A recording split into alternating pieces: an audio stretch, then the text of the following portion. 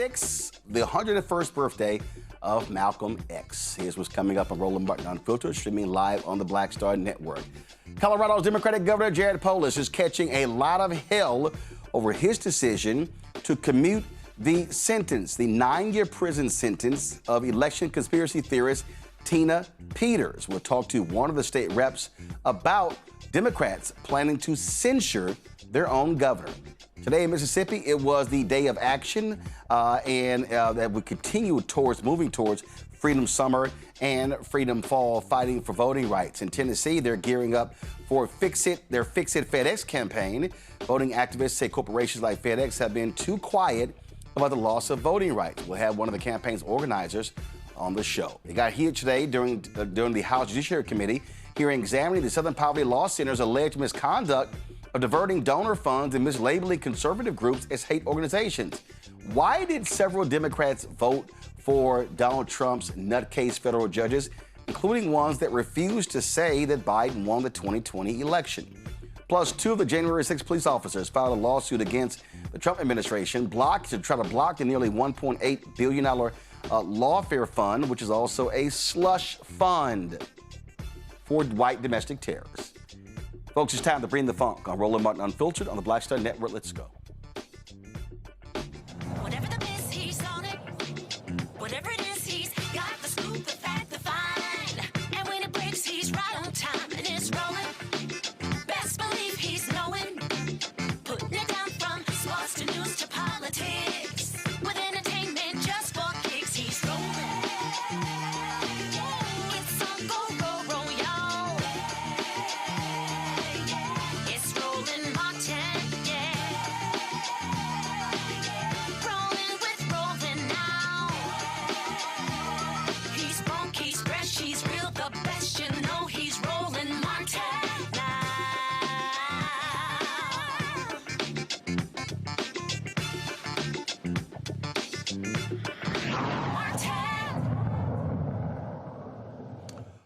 Folks, the Democratic governor of Colorado is getting ripped because he chose to commute the sentence of an election denier, Tina Peters, who was a county clerk in Mesa County, who got sentenced to 9 years in prison for her actions. She has been obstinate. She has made it clear that she stands by her feelings. It is shameful. Folks, 400 elected officials, candidates, and party members have signed a formal complaint seeking to censure Governor Jared Polis over his decision. That's right. He granted clemency to Peters on Friday after a ton of pressure from the twice impeached, criminally convicted, lying felon-in-chief Donald the Con Trump. He wanted to free Tina. Trump is so stupid, he even issued a pardon for her, but he can't pardon somebody who was convicted in state courts. And now here is the governor explaining why he granted her clemency. To be clear, she deserved to go to jail. She committed a crime. What's at issue here is how long the sentence is. And I agree with the appeals court that in the sentencing hearing, the judge incorrectly looked at and considered her bizarre viewpoints, her speech, and held her speech against her. She happens to be somebody that's espoused what I believe to be, what anybody objectively would believe to be incorrect opinions, conspiracies, etc. That is not a crime in our country. What is a crime is, along with 2 other co-conspirators, one got 6 months, one got parole only, accessed after a municipal election, election computers to download software for an independent audit prior to the software being updated. That is the crime. There were 4 felonies. Those felonies will stick with her. She's a convicted felon.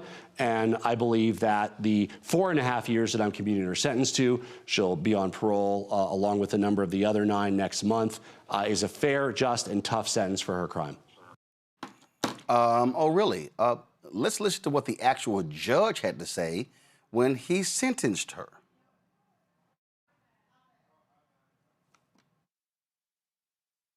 You abdicated your position as a servant to the Constitution, and you chose you over all else.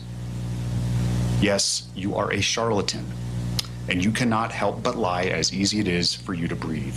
You betrayed your oath for no one other than you. And this is what makes Ms. Peters such a danger to our community. It's the position she held that has provided her the pulpit from which she can preach these lies, the undermining of our democratic process, the undermining of the belief and confidence in our election systems. It's not about questioning it. No one says you can't question, you can't ask. It's completely different. And if you don't understand I can say or do here today, that will change your mind. So the damage that is caused and continue to be caused is just as bad, if not worse, than the physical violence that this court sees on an all too regular basis. And it's particularly damaging when those words come from someone who holds a position of influence like you. Every effort to undermine the integrity of our elections and public's trust in our institutions has been made by you. You've done it from that lectern the voting public provided you with. Everything you've done has been done to retain control, influence. The damage is immeasurable. And every time it gets refuted, every time it's shown to be false, just another tale is weaved. Guess what here? You know who did not back off her comments? Tina Peters. Donald Trump also was withholding millions from Colorado, pissed off and trying to force the governor's hand. After he made the decision, then the money freed up. So it was extortion. Now again, Peters was convicted in October 2024. 3 counts of attempting to influence a public servant, conspiracy to commit criminal impersonation, and failure to comply with Secretary of State requirements. Joining us right now is Colorado State Representative Dr. Regina Ellis. Glad to have you on the show. This is real simple. The governor punked out, and he's allowing somebody who doesn't care. And here's the deal.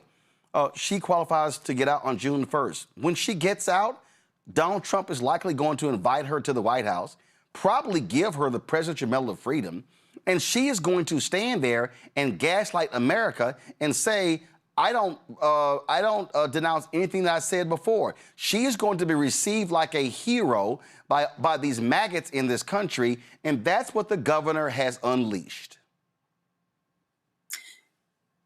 You know, Roland, first, just let me just be clear how disgusting that is. But the decision that Governor Polis made to commute Tina Peters' sentence, it sends a troubling message that accountability for actions undermining our democracy is not a priority in Colorado. And that was my first thought. There was a deal that was made somewhere. And now I'm thinking the same thing. What position is Governor Jared Polis going to get, you know, when his term is done? Because if he felt like this crime or the punishment was too harsh, why would he say that after the sentence? Why would he wait until his time is up to commute her sentence and say, oh, I think this is pretty harsh and she shouldn't be convicted for her political speech? It wasn't political speech, and it wasn't a mistake. It was a decision she made to breach electoral systems. And with the state that we're in and our political climate across this nation, how people don't believe in a government, they don't want to vote because of the lack of integrity that they see. This just sends a bad message to the state of Colorado, and 6 million victims are in Colorado right now for this decision that Governor Jared Polis made to commute her sentence. It's annoying. And this is somebody who does not regret what she did. At all. She has no remorse. And that's why I think it's even more disgusting that Republicans are always saying they're so tough on crime until it's one of their own. Now, all of a sudden, her sentence was too harsh. We need to make that make sense. But I guess you can be a Republican, come to Colorado, commit a crime, and have your sentence commuted by our Democratic governor. Yeah. Only in America. Well, I am not going to be silent about it. I think it is shameful and despicable, and he should be called out. And frankly, he should be censured because his own clemency board said, don't let her out. Right. And that's just a smack in the face to the Democratic Party of Colorado. We're a Democratic-controlled state. We all campaigned for him, got him elected and re-elected, and to not listen to the majority of the party and say this is not a good idea, don't do this. He just literally smacked all of us in the face, and it's offensive. It's quite disrespectful. But now we all know what it is, and I'm just sick of politicians or people running for office using these campaign slogans, giving false promises, and then get into these offices and do something different. So for the past 8 years, he's been masking himself, and in this decision I particularly believe he showed his true self, because some of the decisions that was being made, I didn't feel like they were decisions that would come from a Democrat. And I will tell you right now, a censure is not going to happen. The Speaker of the House and the Majority Leader in the Senate said a censure is not going to happen because there are not enough votes to bring us back into special session. So he get a pass for this. He get to continue to do his own thing, be the millionaire that he is, make corrupt decisions, and that's the way of the world right now. We see that at the national level with this 34-time felon in office. And if Donald Trump was sitting here withholding funds, well, then wear it as a badge of honor and call him out every single day for depriving American citizens of resources that were approved by Congress. But don't sit here and cut a deal with this thug. Right, because that's exactly what he did.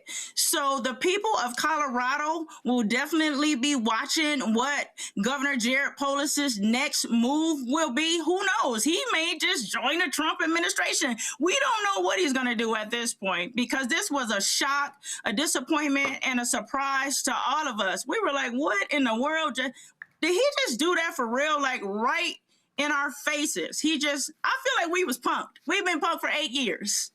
We had an imposter in the seat, and now she gets to commit a crime and do a fraction of the time, be let free June the 1st. And so it's sending a message that Colorado lacks integrity. Our democratic process, like I said before, isn't a priority, and it sends the wrong message to the people of Colorado. And making this decision is really not going to make people believe in our electoral system or believe in our elected officials across the state of Colorado. And then was crazy.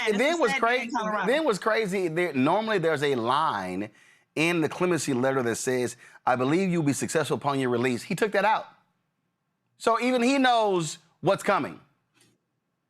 Of course. I mean, I just feel like they all in this together, because 66 Democratic legislators wrote him a letter and said, do not do this. Do not commute Tina Peters' sentence.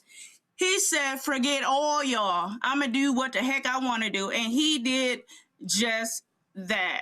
And it's disgusting. It's gross. Like, I don't even have any words to describe how I'm feeling and how the Democratic Party is feeling. Like, we all truly feel some type of way. Like, you just disregarded and dismissed all of our feelings and emotions and everything that we requested you not to do. He went against the Democratic Party and did it and said, oh, she didn't create a crime. She didn't do this, but a jury of her peers convicted her for committing a crime, and the judge sentenced her to 9 years. So how now all of a sudden when his time is up, she didn't commit a crime? Make it make sense. I think they all stick together, if you ask me.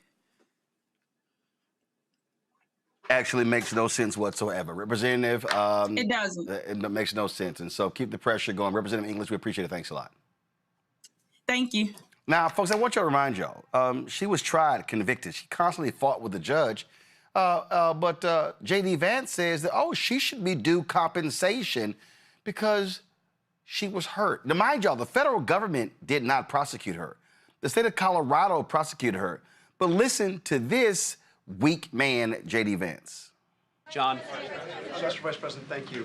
I want to ask you about that $1.8 billion fund set up, weaponization fund as it's being called.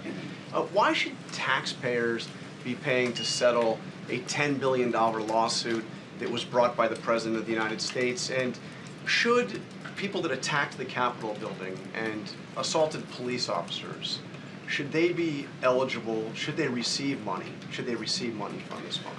Well, let me say a couple things about that. First, John, I think in some ways the media has misrepresented what this is actually about. This is about compensating Americans for the lawfare that we saw under the last administration. And by the way, anybody can apply for it.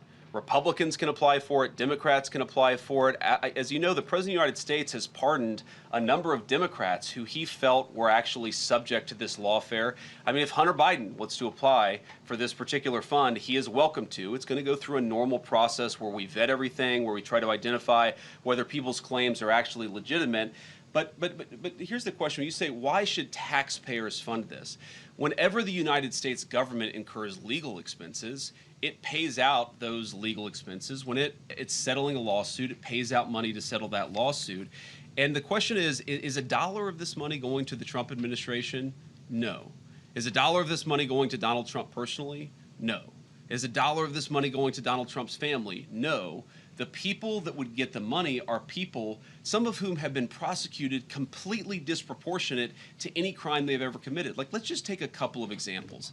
Tina Peters is this woman who is about to get out of prison, thanks in large part to the president's good work in Colorado. This is a woman who, at worst, if you believe everything that the prosecutors said about her, committed misdemeanor trespassing, and somebody threw the book at her. This innocent grandmother was going to spend 10 years in prison, completely disproportionate to any misdemeanor trespassing that I've ever seen. Was that fair? No. Is it reasonable for her to get some compensation for the fact that she was treated unfairly? I think the answer is yes, and I think that what we're going to see, hopefully, is the entire country, led by this Department of Justice, turning the page on the lawfare. What I would like to propose, and I think the Democrats, hopefully they're willing to meet us halfway here. I won't hold my breath. But what I would propose is something very simple, that if you are willing to turn the page on Joe Biden's lawfare, why don't we prosecute people? Very simple principle. Why don't we prosecute people who violate the law? Let's not prosecute people because they said the wrong thing or because they had the wrong political candidate or because they had the wrong viewpoint. And I think part of turning the page on that is to actually ensure the real victims of that lawfare receive some compensation. That's what this fund is going to be targeted at. And again, there's going to be a process to ensure that that money is only given to people who have actually, I hate to say earned it, but the people who actually were really mistreated by the previous administration and Department of Justice. Okay, again, let me remind y'all, Tina Peters was prosecuted by the state of Colorado. Okay, you know what? This is what I think should happen. Let me just go ahead and put this out. Let me just put this out there right now. If you are watching or listening and you have a family member who has been convicted in federal court, I want every black person to apply for some money. I want every black person that has been convicted in federal court, I want you to apply for some of this $1.776 billion. And I want you to say that the Department of Justice was weaponized against you. I don't care if you sold drugs. I don't care if you committed fraud. I don't care if you stole something. You know what? Just go ahead and apply for the money because these thugs don't care. In fact, Michael Caputo, who works for Trump, handles his social media feed, he's already applied and he wants $2.7 million. Excuse me? Are you, really? I told y'all, these are thugs in 1600 Pennsylvania Avenue. And this Republican Party doesn't care. They don't care about the rule of law. When their people break it. And if y'all just want to hear, listen, this is the nutcase, Tina Peters herself, who constantly fought with the judge in this case. This is her in her own words. Listen. What me and any other clerk in this state and in the country should be doing to preserve election records they're trying to make that illegal. They never expected anyone to actually back up the election records of the election.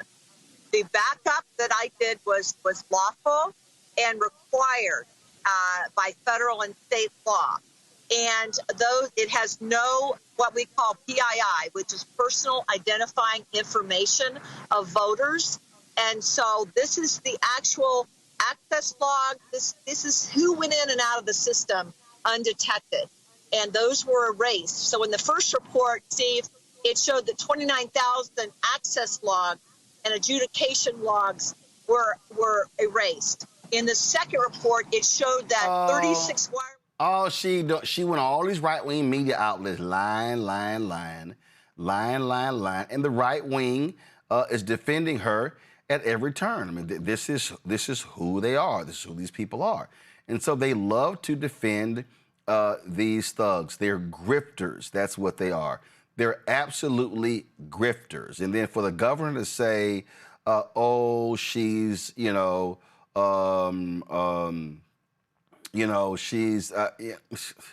oh, she's an old lady, she's a grandma.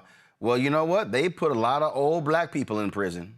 So, she should sit her ass in jail for the 9 years.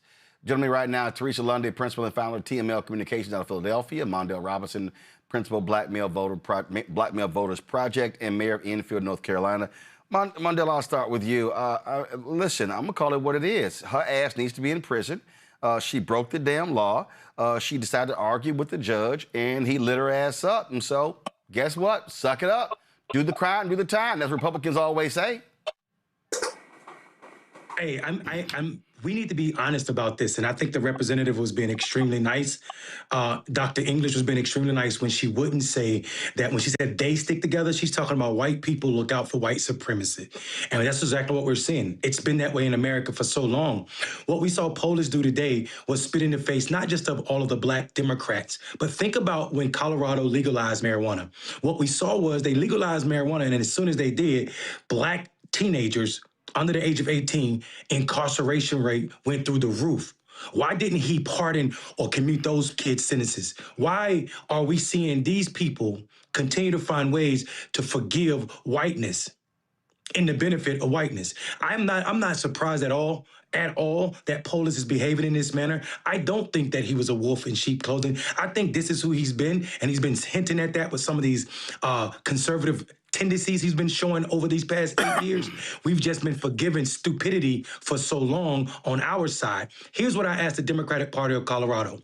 How do you think you're going to bring in black men when they see this? This is not just losing faith in the election system or the electoral system. This is losing faith in the justice system. Once again, we see a white woman being allowed to break the law, and J.D. Vance is absolutely incorrect. These were not misdemeanors. She committed felonies. And I don't care if she's somebody's grandmother, granddad, or grandchild. She's still a criminal, and she should be punished. And the idea that simply because age exempts you, then I'm not going to say what I was going to say. I'm just going to say this, Roland, and leave it at it. Black people are continually being told that this country does not and will not work for your benefit. And it is harder and harder for people that are trying to bring black people that lives on the margin inside of politics, as long as we see that there's two systems, not just in the electoral process, but in this case, in the justice system. And I'd be damned if we sit silent and let black people feel gaslit to believe that they are wrong for feeling that way. She's a nutcase, pure and simple, Teresa. Yeah, her amongst the many others, probably those who founded the issue. So there's just a lot going on, and I think people are seeing the corruption all around. That's why there are new parties that are being established outside the Democratic Party, because people are just so frustrated that things aren't getting done. But I also think we're all just waiting for the midterms at this point. So we are unfortunately all going through the same tiring of views of what's going on with the different individuals just getting away with crimes under the Trump administration.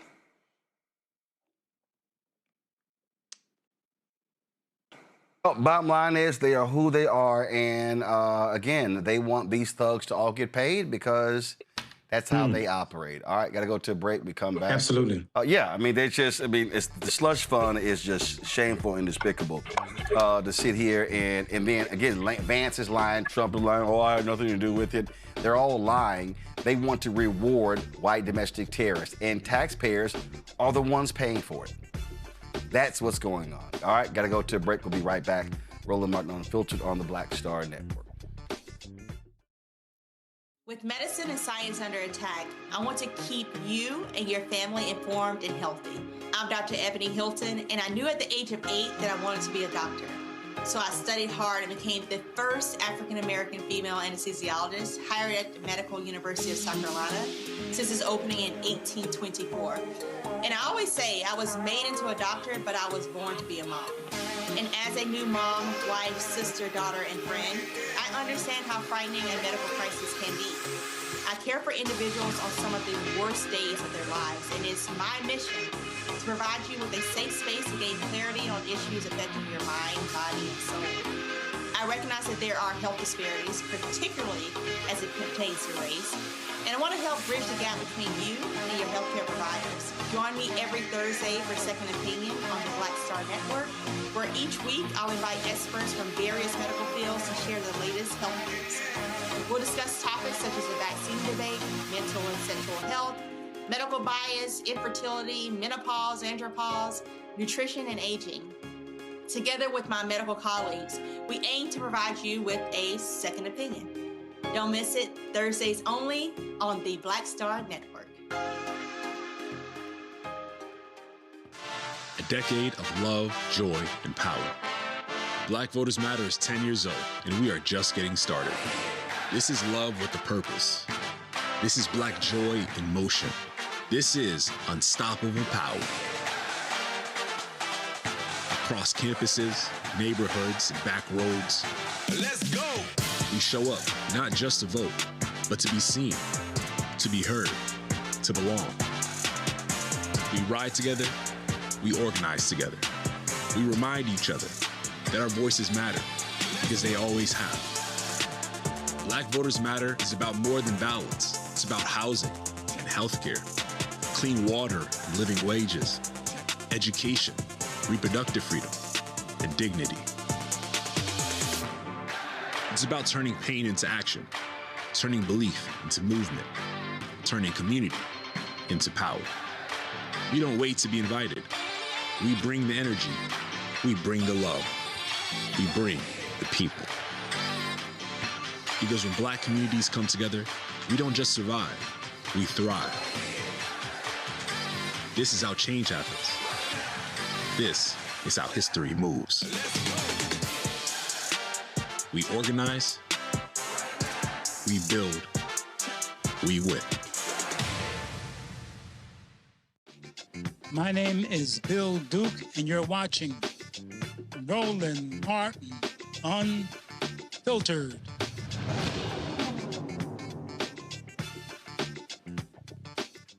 Folks, we talk about protests happening all across this country. One of the things that we are seeing after what took place on Saturday in Montgomery are the continued actions today in Mississippi. There was an event we live streamed here on the Black Star Network. There are other events. There were two events happening in Mississippi today. There were a couple of those events, and more are planned. The whole focus is on Freedom Summer 2026, Freedom Fall 2026. So that's been going on. And now for the past 8 months, we've seen Black Tennesseans seeing what's happening in Memphis, how they have been battling left and right, schools being closed, prosecutor facing targeted attacks, National Guard being deployed. Now they've lost their only seat in Congress. They became the first state to pass a new congressional map since the Supreme Court weakened the Voting Rights Act on April 29th. Now, what you see happening is what is called Fix It FedEx. And what this is, calling upon corporations. Many of these corporations who were very vocal when it came to transgender bathrooms being stopped by conservatives, it's amazing how quiet they are when it comes to Black people losing political power. So this effort is called Fix It FedEx. Ashley Woodard Henderson, the founder of Utopian Vision, joins us right now. Ashley, glad to have you here with us. So walk us through what is Fix It FedEx? Thanks for having me. I mean, you set us up perfectly to talk about what happened. 21 days ago, the Supreme Court gutted what was left of the Voting Rights Act in Louisiana versus Calais. 13 days ago, our great state of Tennessee became the first state to pass this new congressional map responding to that ruling that carved Memphis, a city that is 62.7% Black, into 3 congressional districts. So it eliminated the only majority minority district in the state, which meant that the 9th, the seat that's carried Memphis's voice in Congress for almost 20 years, is now gone. And what I felt, and what many Tennesseans, I think Southerners, folks across this country have felt for a long time, is that if these corporations are buying the politicians that are carving out our districts, diluting our Black political power, then we should, if they take the vote, we should take the economy. And certainly what we know about Memphis is that FedEx would not exist without that great city. It's headquartered in Memphis. Since 2009, the Tennessee Lookout reported that FedEx's PAC has given approximately $1.9 million to Tennessee state lawmakers. Some of those same lawmakers just voted to dilute the Black vote in FedEx's home city. And FedEx has not said one single mumbling word. So, not about the map. They haven't talked about the federal agents that you just mentioned that Trump deployed to Memphis last fall, 13 federal agencies, 219 federally deputized officers. They haven't talked about the state takeover of the Memphis Shelby County schools last month, the state's largest district, more than 100,000 students. So we're demanding that they actually say something. And even more than that, 5 demands: that they publicly oppose the map, that their PAC withdraw from the lawmakers who passed it, that they put $10 million towards get out the vote efforts in Tennessee so that we can continue to try to fight for some sort of democratic representation in our state, that they launch a standing policy against state preemption, because we also know that many, many, many times we have won campaigns, including in places like Memphis and Shelby County, things like living wage ordinances for municipal workers and all sorts of incredible things that support working families, Black working families. We want them to make sure that the state then doesn't come in and preempt those victories. And then last but certainly not least, we want to know what they're doing regularly. So an annual public report on their impact on democracy in every state that they have a base, which is most of our states. So those are the 5 demands. If folks want more information, we want them to go to fixitfedex.com. We want them to sign on to the petition. We want them to plan action. Shout out to the Mayday Strong Coalition, who is helping us map out where people are taking action across the U.S. And shout out to all of the incredible Tennesseans that have been in this fight for as long as we've been in this fight. We're really grateful for that. Okay, so how are you going to do it? And so how are you targeting FedEx? I mean, listen, they sponsor a lot of Black events in Memphis and also across the country. And so what does that pressure on them look like? Absolutely. Well, I mean, luckily, we're not starting from scratch. I want to shout out Illuminative and many, many, many other Indigenous-led organizations, particularly folks like Crystal Echohart and others who led coalitions. About 87 investment firms then got involved that pressured FedEx to become the first major corporate sponsor to publicly demand that Washington change the name of its football team. And I'm not saying that that wasn't important. Obviously, how people marginalized and targeted communities are represented matters. But totally destroying the only Black majority voting district in the state seems to be something that I imagine they would care about as much as they cared about the racial insensitivity of the name of the Washington football team. Their CEO at the time was a minority owner in that team, and the company had a 27-year stadium naming deal that was worth over $200 million, and they still moved. So we feel confident that through protest, through direct action, through negotiation, through political education, and through people turning up on them everywhere FedEx is. And what we know is that's not just in Memphis, just in Tennessee, just in the country. We know that they have workers and are fighting with workers right now in hubs across the globe. So we are connecting with people, workers, residents, folks that are, actually impacted in Memphis, that are directly impacted by the carving up of the map. And we're saying turn up how you can. If what it looks like is a protest, a vigil, a rally outside, we're pulling from some of our immigrant justice folks and saying go and buy a postcard and return it and keep doing that to keep the pressure up. And frankly, signing this petition so that we can take thousands of signatures to the headquarters and say, y'all, look, our people want to negotiate with you. We trust that you're really willing to negotiate in good faith because you care about the Black folks who have made your corporation millions and billions of dollars.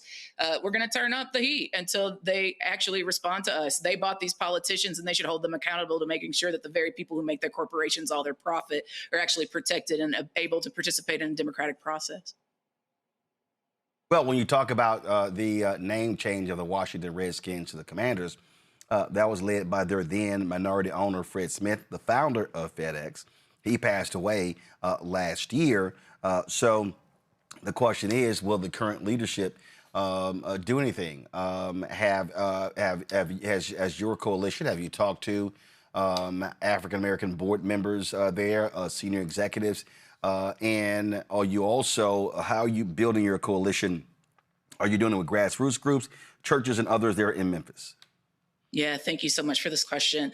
So we haven't yet been in conversation with Black shareholders or board members. What we know is that they exist not only on the corporate side, but we also know that they have a foundation that a lot of people don't know about called FedEx Cares.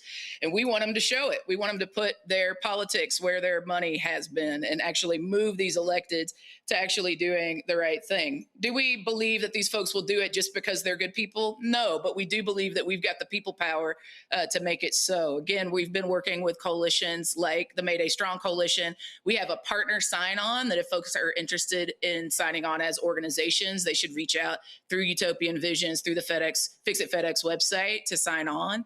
We have grassroots organizations in Memphis and that are statewide in Tennessee. We have talked to national formations as well. So grassroots to grass tops. We want everybody in this that's willing.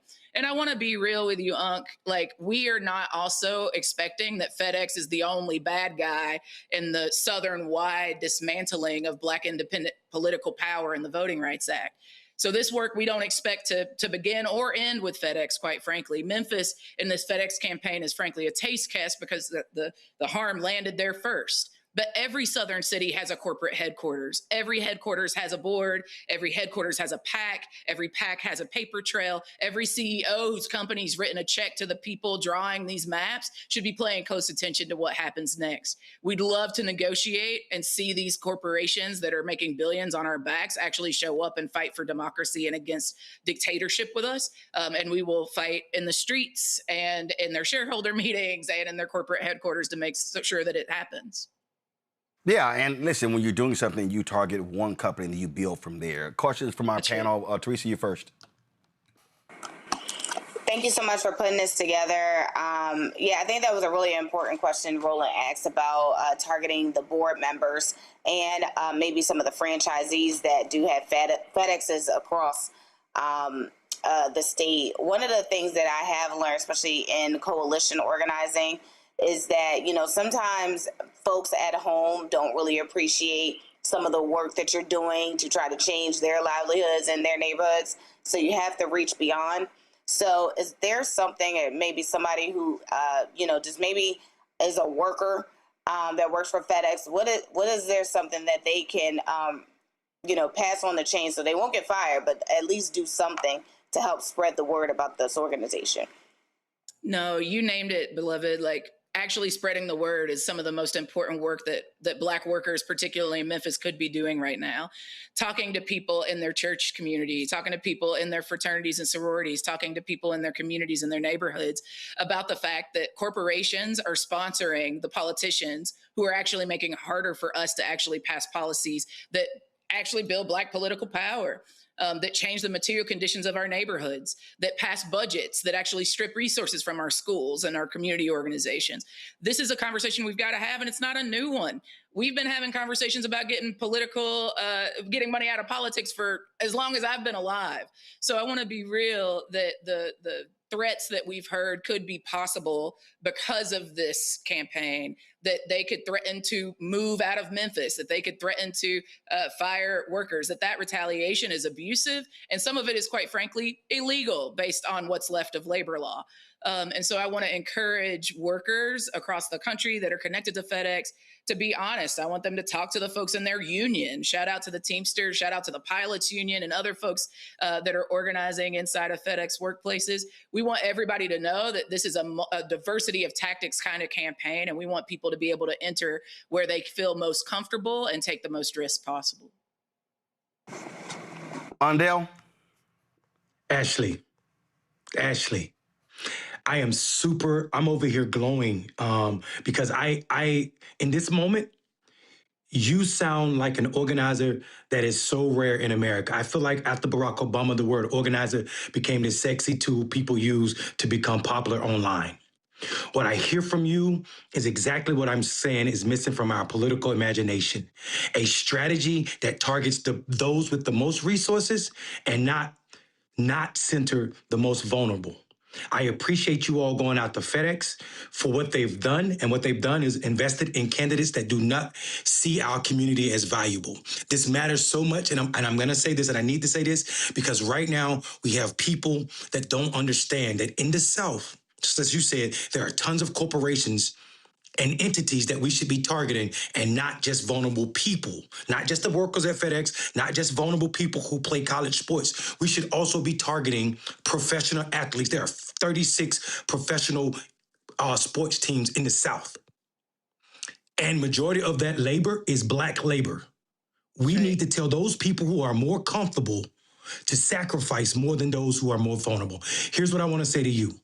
We need to tap into your strategy across the South. I am a mayor of a southern town, a southern rural town that is majority Black, but I am also a national organizer through Black Male Voter Project. And we need to be spreading the word and making sure that we're not just getting signatures on your petition. We also need to be doing work to start the next phase of this targeting corporations and professional institutions that are benefiting from Black labor in a way that is exploitive, because we're not asking those who are making millions to give more than we're asking those who are barely surviving. So thank you so much for leading this. And my one question is, where and how do people outside of Memphis tap in so that Black Memphis folk are not carrying the burden by themselves for something they're not solely responsible for? Because it was not just electeds in Memphis that made this happen. It's all of our states that's responsible for this. Politicians who didn't get rid of the filibuster when they had an opportunity. Politicians who didn't expand the Supreme Court when we had the opportunity. Politicians who allow PAC money still to be as powerful and used in our politics when they had the opportunity. So tell me how we tap in, and let's make sure that you and I are in community in a way that expands what's happening in Memphis. Absolutely. My brother, first of all, thank you for your sacrifice. Thank you for all of your leadership and your courage. We appreciate you. I want to say a couple of things. One is I got taught about organizing by some of the best to have ever done it. Black Panther Party members, Student Nonviolent Coordinating Committee members. This stuff didn't come from just from the heavens, though I do believe it's divinely inspired, but it came from organizing strategies that we've seen our people do, right? And one of the things that they've taught me is that organizing is being embedded in community, that you actually have to be sharing the resources and access you've got in the community that you're embedded in so that they're more powerful than they were before they had access to those resources, to that access, right? And so for us, this Fix It FedEx campaign was inspired, again, by folks that had done similar campaigns, by people who had demanded that Memphis fix it, right? I'm thinking about Keidron Franklin and the work that he's been doing with formerly incarcerated folks in Memphis, the GOTV work that he's been doing. I think about the Equity Alliance. I think about Memphis for All. I think about Tennessee for All, and all of the people that came together in the Capitol, Civic Tennessee and others who came together across our differences to try to fight in the legislature before the vote happened. And then what became clear, to your point about this being bigger than any one state, bigger than any one municipality, bigger than any one politician, let's be 1,000%. Donald Trump called the governor of Tennessee after Calais, maybe the day of or the next day. And he said, hey, man, I need you to call this special legislative session. And Bill Lee, like the bootlicker that he clearly is, called the special session. the GOP came running, right? And they did exactly what Daddy Trump asked them to do. They gerrymandered this district. But what they might have also done is stretched their actual capacity to win. So if that is the case, then we need to get at the vote efforts in a way that we have never done them before. We need the 89 million people that didn't vote in 2024 to show up and show out, even if just a percentage of them do. Then in Tennessee, then not only might they lose the one seat they were vying for, they might have just stretched black folks and connected us to working class white folks with some politics in a way that actually loses them 3. Right? So we need to pay attention to what organizing really means. And it's being embedded in these communities, black, working class, white, rural, working class communities, and giving people a vision, an option of what they could be living like. Should there actually be not a one-party system, a dictatorship in our state and across the South, but what it would look like to actually have a democratic process where all of our needs got met, because that's actually what we're supposed to be building in terms of the state. How folks can get plugged in outside of Memphis, outside of the state, again, go to fixitfedex.com. We're going to actually put up the partner toolkit link there. So you'll be able to sign on. You'll be able to see what the campaign is. You'll be able to choose from a plethora of tactics, whether it's protest or vigils or boycotts, all the different tactics that it's going to take. Our elders and ancestors said by any means necessary. I think that means by all the means. And we need by all the people. Part of what made us excited about FedEx as a target is that it's not just concentrated in Memphis. Like, yes, it matters that the headquarters is there, but there's a FedEx in every single one of your cities. There's a FedEx in every holler and hood across this country. And again, there are also FedEx hubs all over the globe. Many of those workers have also been lifting up campaigns about FedEx's silence about harms that are happening all over the world. So this is an opportunity not only for us to nationalize a Southern issue, regionalize and nationalize a Southern issue. This is an opportunity to take it international and build a snowball effect that builds momentum towards targeting other corporations that are also silent as democracy fails in the United States. So my excitement about being in relationship with any and everyone, grassroots to grass tops, no matter where you are in the country, no matter what organizing you do, if you care about democracy, Fix It FedEx is an entryway, an opportunity, a low bar for entry opportunity for folks to get involved in fighting against what's happening all across the South, and particularly being inspired by the fight that we still have going in Tennessee, particularly led by Memphis folks. All right. Ashley, we surely appreciate it. Thanks a lot. Love you, Unc. All right. Be well. All right, folks. It's always some loud white folks at Fox News who love trying to get in black folks' business. And that includes Will Cain. So he decided to take a shot at Tennessee State Representative Justin Pearson, evoking Malcolm X. Today, of course, the 101st birthday of Malcolm X. You see I'm rocking my Malcolm X t-shirt. So listen to what one of the most grossly unqualified TV show hosts ever had to say. The people that suffer from the cosplay Malcolm X actors like Justin Pearson are the people who vote for Justin Pearson, the people he purports to champion. His policies that will professionally, personally benefit his afro are the ones that will hurt that community and have hurt that community for decades. Keep doing this. Keep doubling. Keep tripling. Keep quadrupling down and see everything exclusively through the lens of race. And you will continue to get outcomes that produce the same thing, nothing more but the celebrity of Justin Pearson. Okay, interesting. Will, have you ever actually been to his district? I mean, since you have so much to say about the people in his district and how they are being hurt by what he does, since you want to speak for them, I'm just curious, Will, have you and your good head of hair, have you left your Fox News studio and actually been to Memphis where his district is? I'll wait. I think the answer is no. No. Now, Will, I'm interested. I'm very interested. When Justin Pearson and the NAACP and other activists were protesting Elon Musk turbines poisoning the air a decision that Trump's own EPA agreed with, that they did not have the permits to run that many turbines. Did you ever do it on your show? On your podcast or your Fox show? I'll wait. Here was Pearson advocating for the air quality of his constituents, not wanting them to suffer from those toxic fumes, being impacted by asthma. Again, where were you, Will Kane? Silent. It's amazing for you,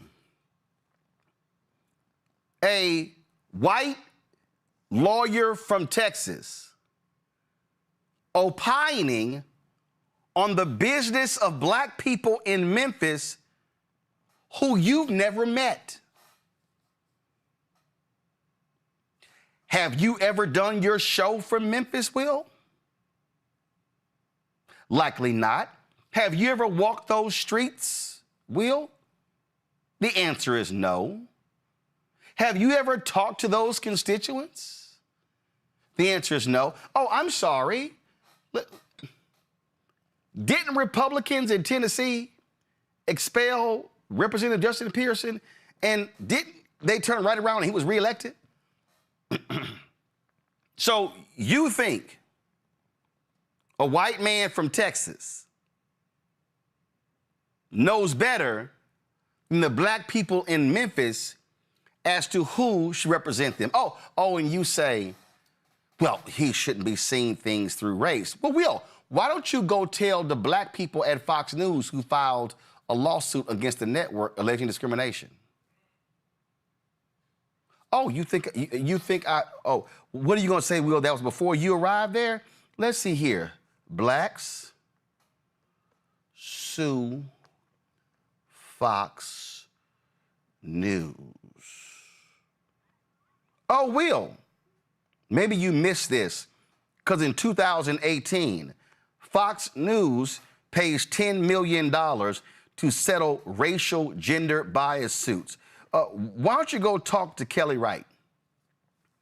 Why don't you go talk? I mean, Kelly Wright, he eventually left the network. Why don't you go talk to Charles Payne, who's still there?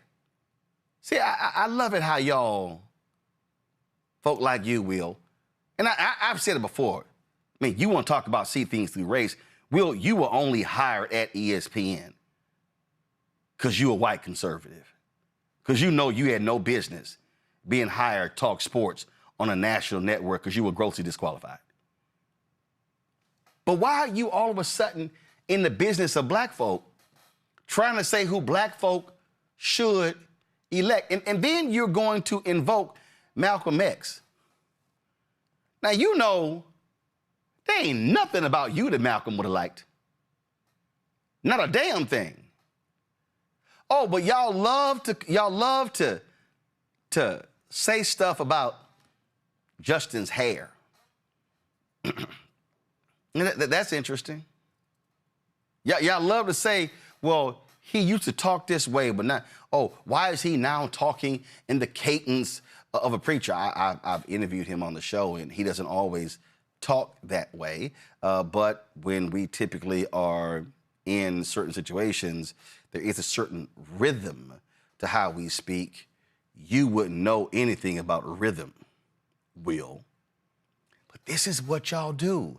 I love it how y'all love to tell black people the type of black people that should be representing them. Oh, I'm sorry, would you like for a Byron Donalds type where they can pat him on the back of his head?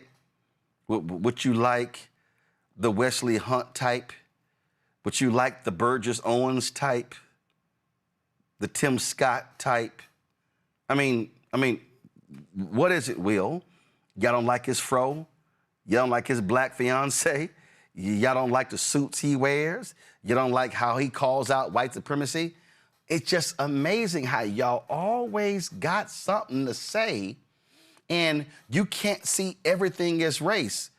Well, what happens when it is race and you got blinders on, Will Kane? How about this, Will? How about you stay out of the business of black people? Because we know Fox News don't give a damn about black people. We know your entire network was built on demeaning and degrading black people. Oh, we know exactly how your network feels about certain black people.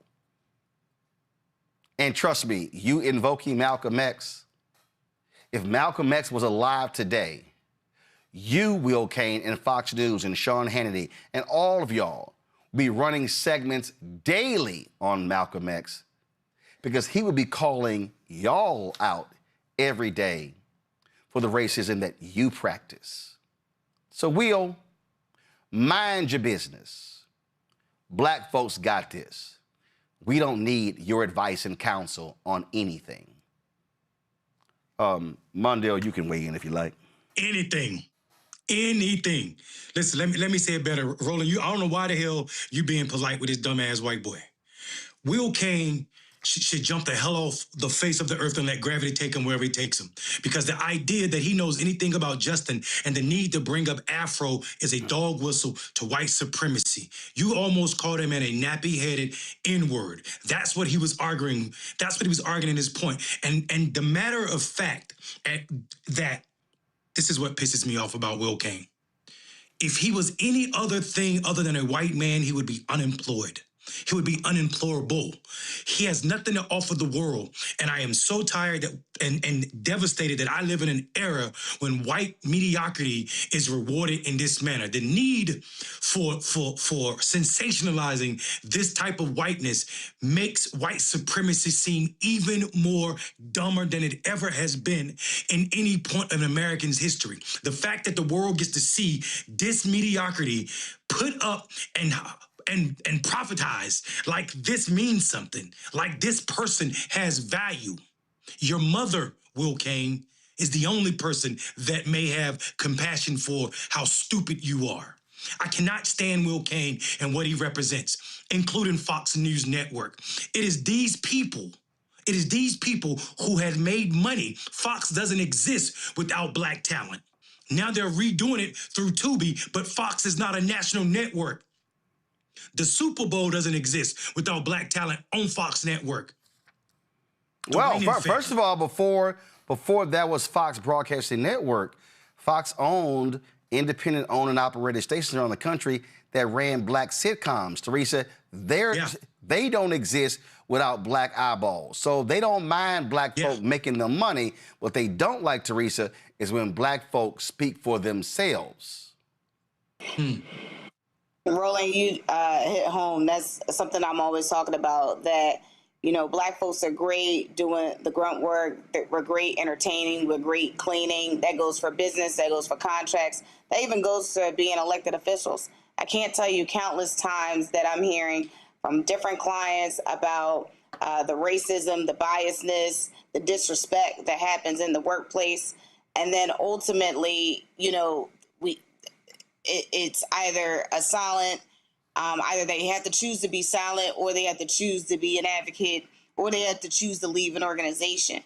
These companies and huge organizations that utilize black talent, black people, black entrepreneurs, and black leadership need us in so many ways, but they don't want us to have our hand in the finance and also the operations of it.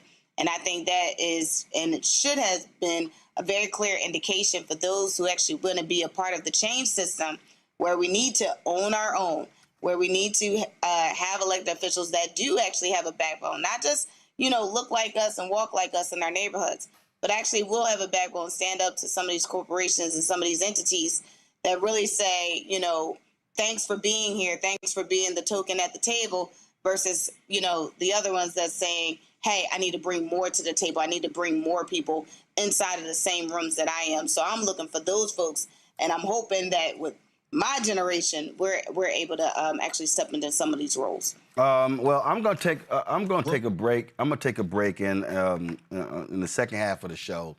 I got a few things to say about your generation, because I have grave concern with regards to millennials and Gen Z stepping up and confronting the issues that we're facing. So I'm gonna address that in the second hour. But when we come back, we're gonna talk about the drama that took place on Capitol Hill. Things got a little funky when it came to the House Judiciary Committee and the Southern Poverty Law Center. We got that to show y'all. It's a lot more we're gonna talk about, so y'all stay right there. Don't forget to support the work that we do. Join our Bring the Funk fan club. The goal is to get 20,000 folks contributing on average $50 a year. That comes out to $4.19 a month, 13 cents a day, to support this show and the other 5 shows right here on the Black Star Network. If you want to do that via Cash App, use the Stripe QR code. You see it right here on the screen. Go to blackstarnetwork.com if you are listening.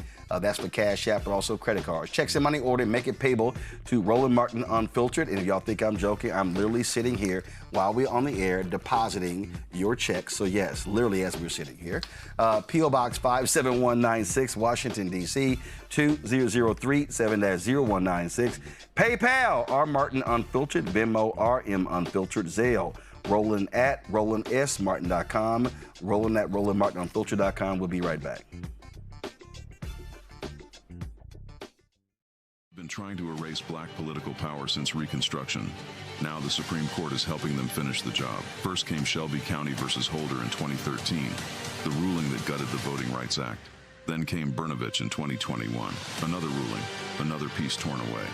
Now comes Colo, the case civil rights leaders warned could cripple the last major federal protection against racial vote dilution. And within days, Tennessee eliminated its only majority black congressional district. Louisiana, South Carolina, Alabama. The same strategy is spreading across the South. The old Jim Crow used poll taxes and literacy tests. The new Jim Crow uses gerrymandered maps, voter roll purges, polling place closures, and court rulings that make black communities politically invisible. 1965 was Freedom Summer. This is Freedom Summer 2.0, because they are still trying to erase black political power, and we will not bow.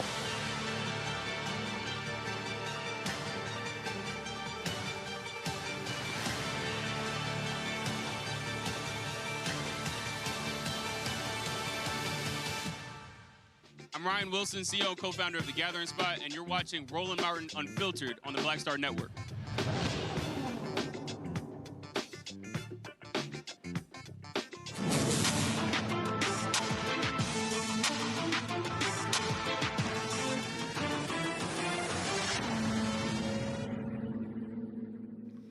Well, folks, today the House Judiciary Committee held a hearing to investigate the Southern Poverty Law Center's alleged misconduct. This includes accusations of funneling funds to extremist groups and targeting conservative organizations. During the hearing that took place on Thursday, Texas Congresswoman Jasmine Crockett called out the hypocrisy of Republicans who claim to support the law and order while defending the January 6 rioters and downplaying the involvement of extremist groups in the Capitol attack. She makes one thing clear: condemning white supremacy shouldn't be difficult.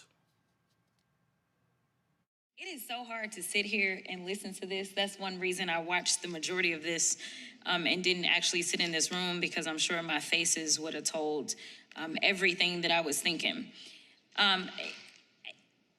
Is there anyone that finds it odd? Well, can we start here? I'm gonna start with the entire panel. Are the Proud Boys a white supremacist organization? Yes or no? Starting with Ms. Wiley. It is my view they are. It depends on how you define it. I have a book. Okay, never mind. It depends on how you define it. It's a yes or no. Proud Boys, how they define themselves. Are they white supremacists, yes or no? I have not read a description of how they define themselves. Okay, that's fine. I'm not on their mailing list. I don't know. So are you only on the mailing list of... I'm not like the SPLC. I don't fund organizations that I'm... Oh, it just seemed like you were saying because you haven't received their mail, you only receive the mail of white supremacists. But go ahead, last witness. No, they're not white supremacists. And you know what? I do believe that y'all believe that. Let's try another one. Neo-Nazis, Miss Wiley. Well, yes. Nazis is in their name. Neo-Nazis, Dr. Swain. Is the question still about the Proud Boys, or is it about the Neo-Nazis? We have moved on. Neo-Nazis. Neo-Nazis are hate groups, and I have a book, 2002. Okay, thank you so much. About So we're hate gonna groups that I suggest that you all read. I'm reclaiming It's a my long time. book. I'm reclaiming my time. Neo-Nazis. Are they white supremacists? Neo-Nazis, are they white supremacists? Yes or no? What's that? Yes or no? They're certainly anti-Semitic, which I would join with any member of the Democratic Party. Mr. Nadler earlier was talking about standing up Okay, for the Jewish reclaiming my time. Be happy Next. to do that. Yes, they're white supremacists. Woo, thank God. Jesus Christ, I didn't think we were going to get there. Oh my gosh, let me be clear. Proud Boys are freaking white supremacists. Neo-Nazis are too.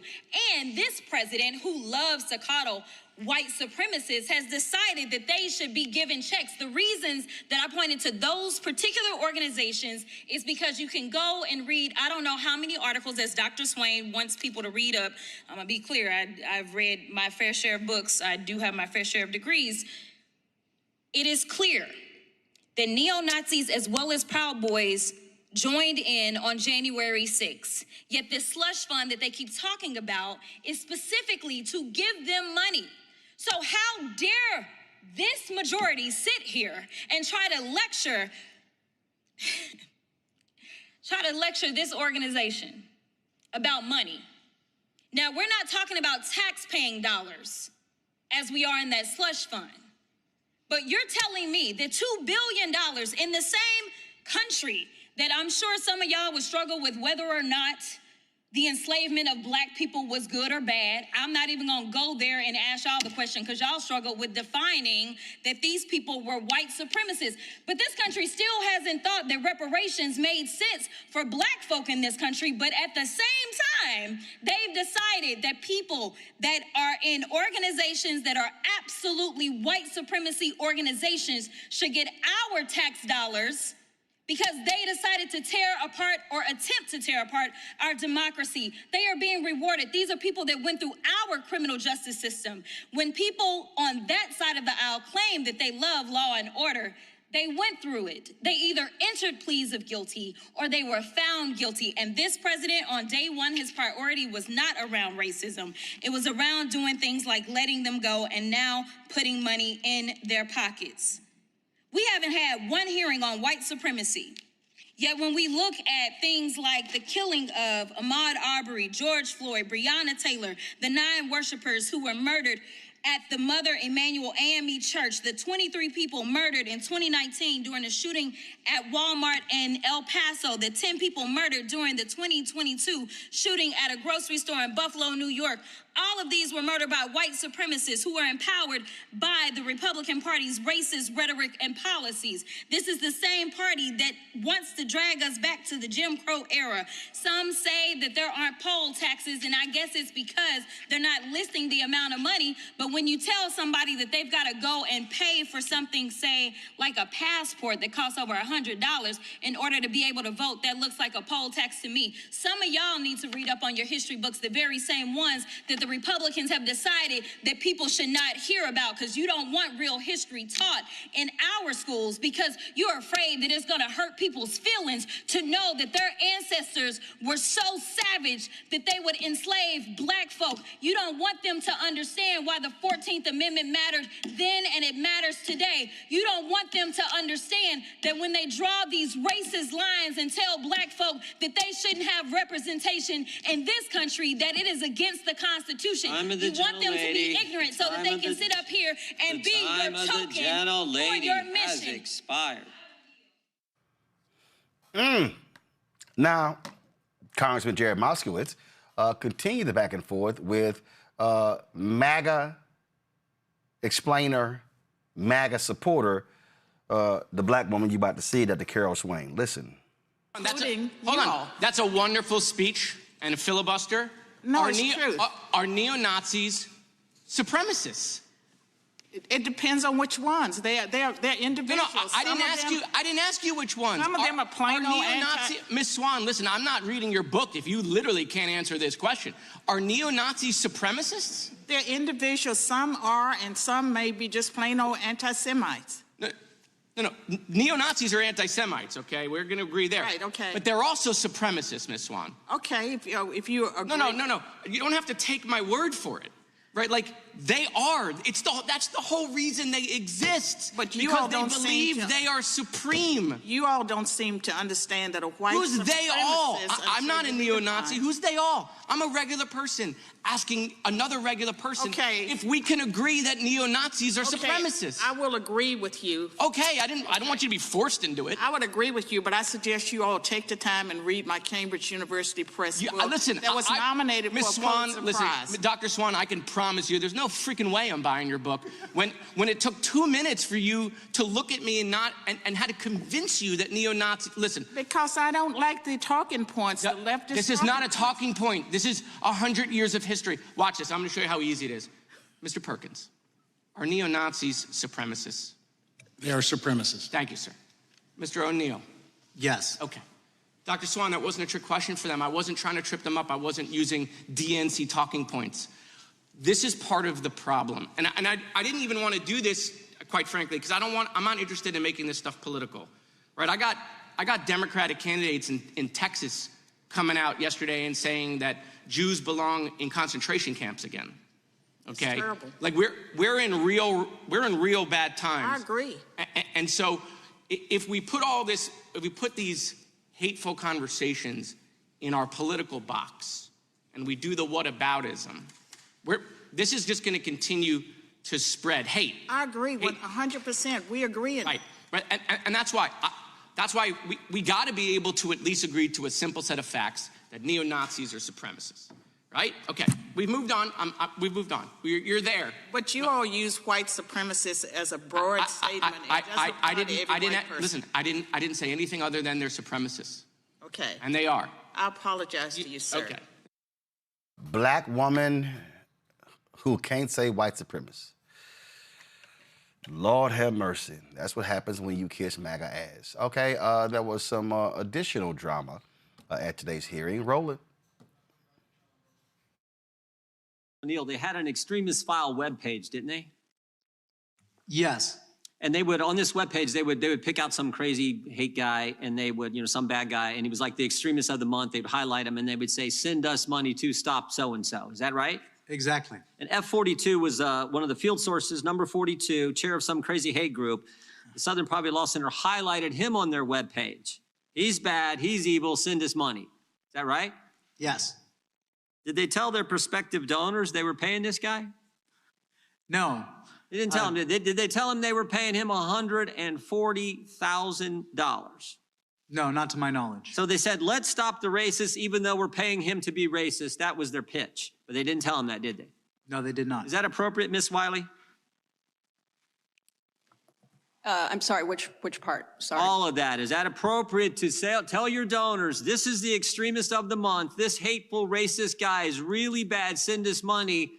But not tell those donors who you're taking their money from that we're paying this guy $140,000. Is that appropriate? Well, we have public reporting that over a dozen donors actually said that they spent the money as intended. Field Source 42 got $140,000 from the Southern Poverty Law Center, was featured on their webpage as extremist of the year or month or whatever they call these bad guys, and they were paying him and they were gating money. Is that appropriate? Simple question. And donors have supported it, and they keep trying to send more money to the Southern Poverty Law Center. Is that technique appropriate? That's what I'm asking. That is not unlawful to say that people have done. I didn't X, ask if Y, it was or lawful or Z. unlawful. As you said earlier in your testimony, the court's going to determine that when they go to trial. What I'm asking you, is it appropriate?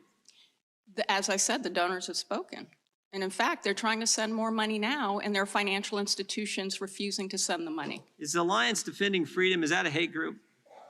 I don't know. I don't do designations. Well, they've argued 16 cases before the Supreme Court, won 16 cases before the Supreme Court. They stand for traditional values. Southern Poverty Law Center labeled them a hate group. Are they a hate group?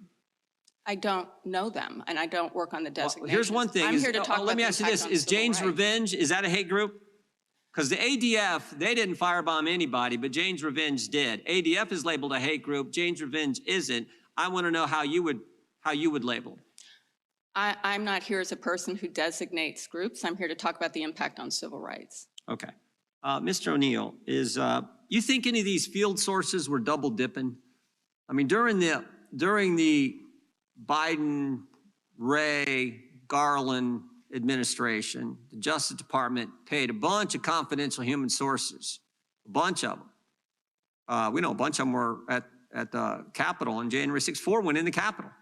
And I'm just wondering if the same entity, the Justice Department under President Biden, paying these confidential human sources, who was working with the Southern Poverty Law Center, having quarterly meetings with them, consulting with them, giving them FBI data before anyone else could see it, having them train their prosecutors. I'm just wondering, do you think it was out of the realm of possibility that the Justice Department was paying the same sources the SPLC was paying? I don't think it's out of the realm of possibility. I have no information or knowledge that they were double dipping. I would say that Stephen J. Ross, who is author of The Secret War Against Hate, which is about the history of informants that Jewish groups had placed in some of these violent groups back, decades and decades before the SPLC ever existed. He said that neither the ADL nor the American Jewish Committee nor the Anti-Nazi League did anything like highlighting informants online as in extremist profiles while also funding them. Yeah. Last question will come to you, Mr. Perkins. In your opening statement, you talked about how it was just worse than the SPLC because how they've put themselves out there or become the standard of help from the government, I think, in becoming the source or the standard on evaluating and determining what groups are hate groups, what groups aren't. But it's bigger and broader. It has things. But I think the real thing here is how closely they worked with the government to carry out what they were trying to do. And the reason the Biden administration embraced them, I think, so fully was politics, simple politics. You agree? Well, there are members of this committee that were endorsed by SPLC. They had a C4 was involved in elections. So they were not just an umpire.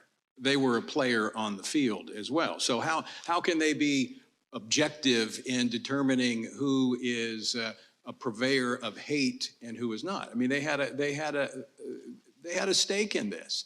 But to your point about their engagement with government, it goes much further than the federal government and the FBI and the Department of Justice and the Department of Defense, which their material was in briefing to the members of the military.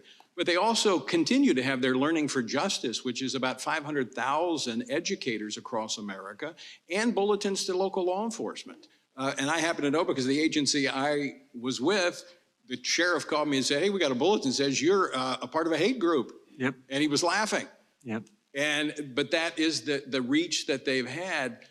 This is the hub. They're the hub, but they're spokes that go out and. No, I think that's an appropriate metaphor. My time has expired. Your time should have expired. Here's more of what Maya Wiley, who leads a leadership conference on civil and human rights, had to say. What is so concerning to us as a civil rights community is that the Southern Poverty Law Center has been attacked because it does work to ensure that Black voters can vote, because it does work to show and ensure that fair maps are drawn for places like Alabama and Louisiana, where yes, because we still have racial segregation in this country, Black people have to be packed or cracked to take away the opportunity for them to decide who can represent them that will actually be accountable to them. These are incredibly important for civil rights, but it's also incredibly important for people's ability to have voice and power, including to dissent and disagree with the policies of this administration. Teresa, they hate the fact that the SPLC has called out hate groups who Republicans love. Yeah, and these same groups are the ones that are being funded heavily by the Trump administration, creating new LLCs overnight and being a part of this same discourse. I have to say, just watching what Jim Jordan has been doing and what he is doing in other cities across the country as it relates to ICE and everything else. And it's a very disheartening thing for those who don't have the time to watch what's happening in terms of like speeches and everything during the day. And we have to get some of these clips. And sometimes I just kind of have it on the background, but then sometimes these type of interactions happen. And I'm wondering, what are we like all thinking when this has happened? Like, is this our reality, right? Where the type of discourse that where we have to explain ourselves 5 different times on a yes or no on do you know what the definition of a white supremacist is, or giving definitions of a white supremacist, or and I keep looking at these titles of the name that has doctor in front of it, JD, MD for some of them, and it's like the basic questions. It's like a spin, another question down the road. So I don't know. It's just disheartening. I feel like the leadership in this country definitely needs to be shifted. But it seems like under Trump's administration, getting back to the subject at hand, most organizations under MAGNA is very comfortable where they land, and they are finding surrogates that's being parachuted and having books where they're trying to describe a topic that they already know but don't want to say the actual definition because we want to waste time. So it's just a very unfortunate time right now. I'm not confused by any of this, Mondale.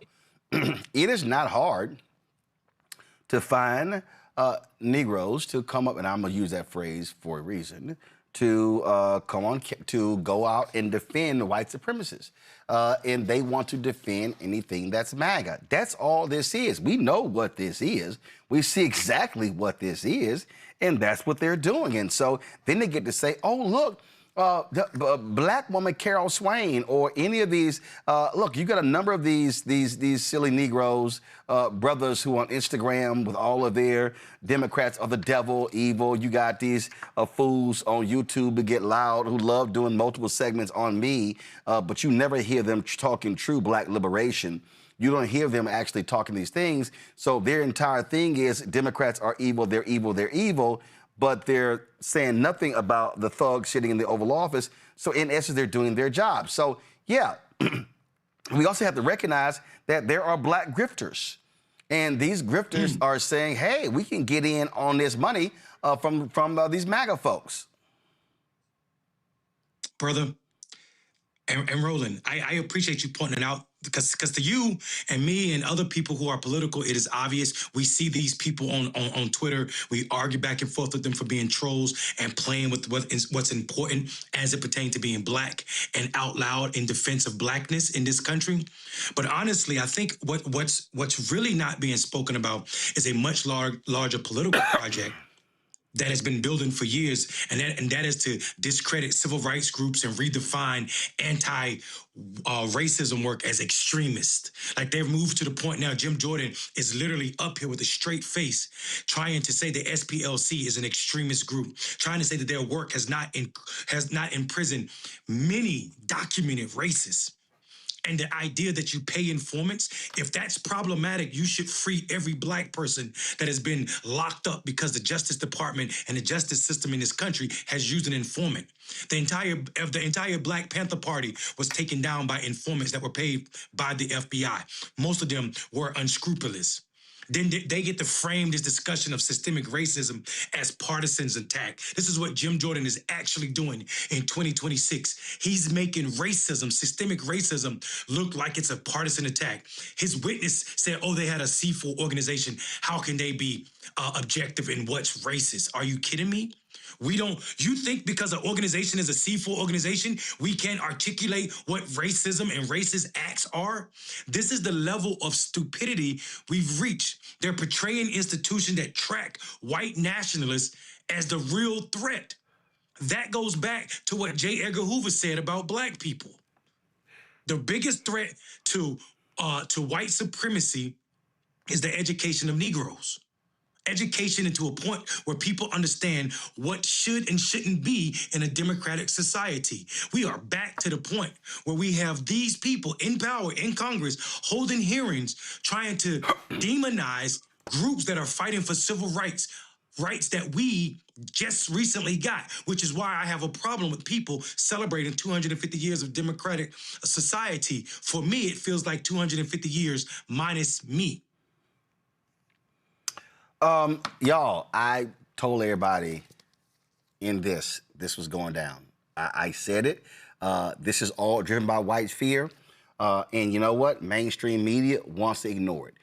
When you turn on these networks, and look, panelists, y'all know this. You turn on, and I'm going to go, you turn on ABC, NBC, CBS, Fox, MS Now, CNN.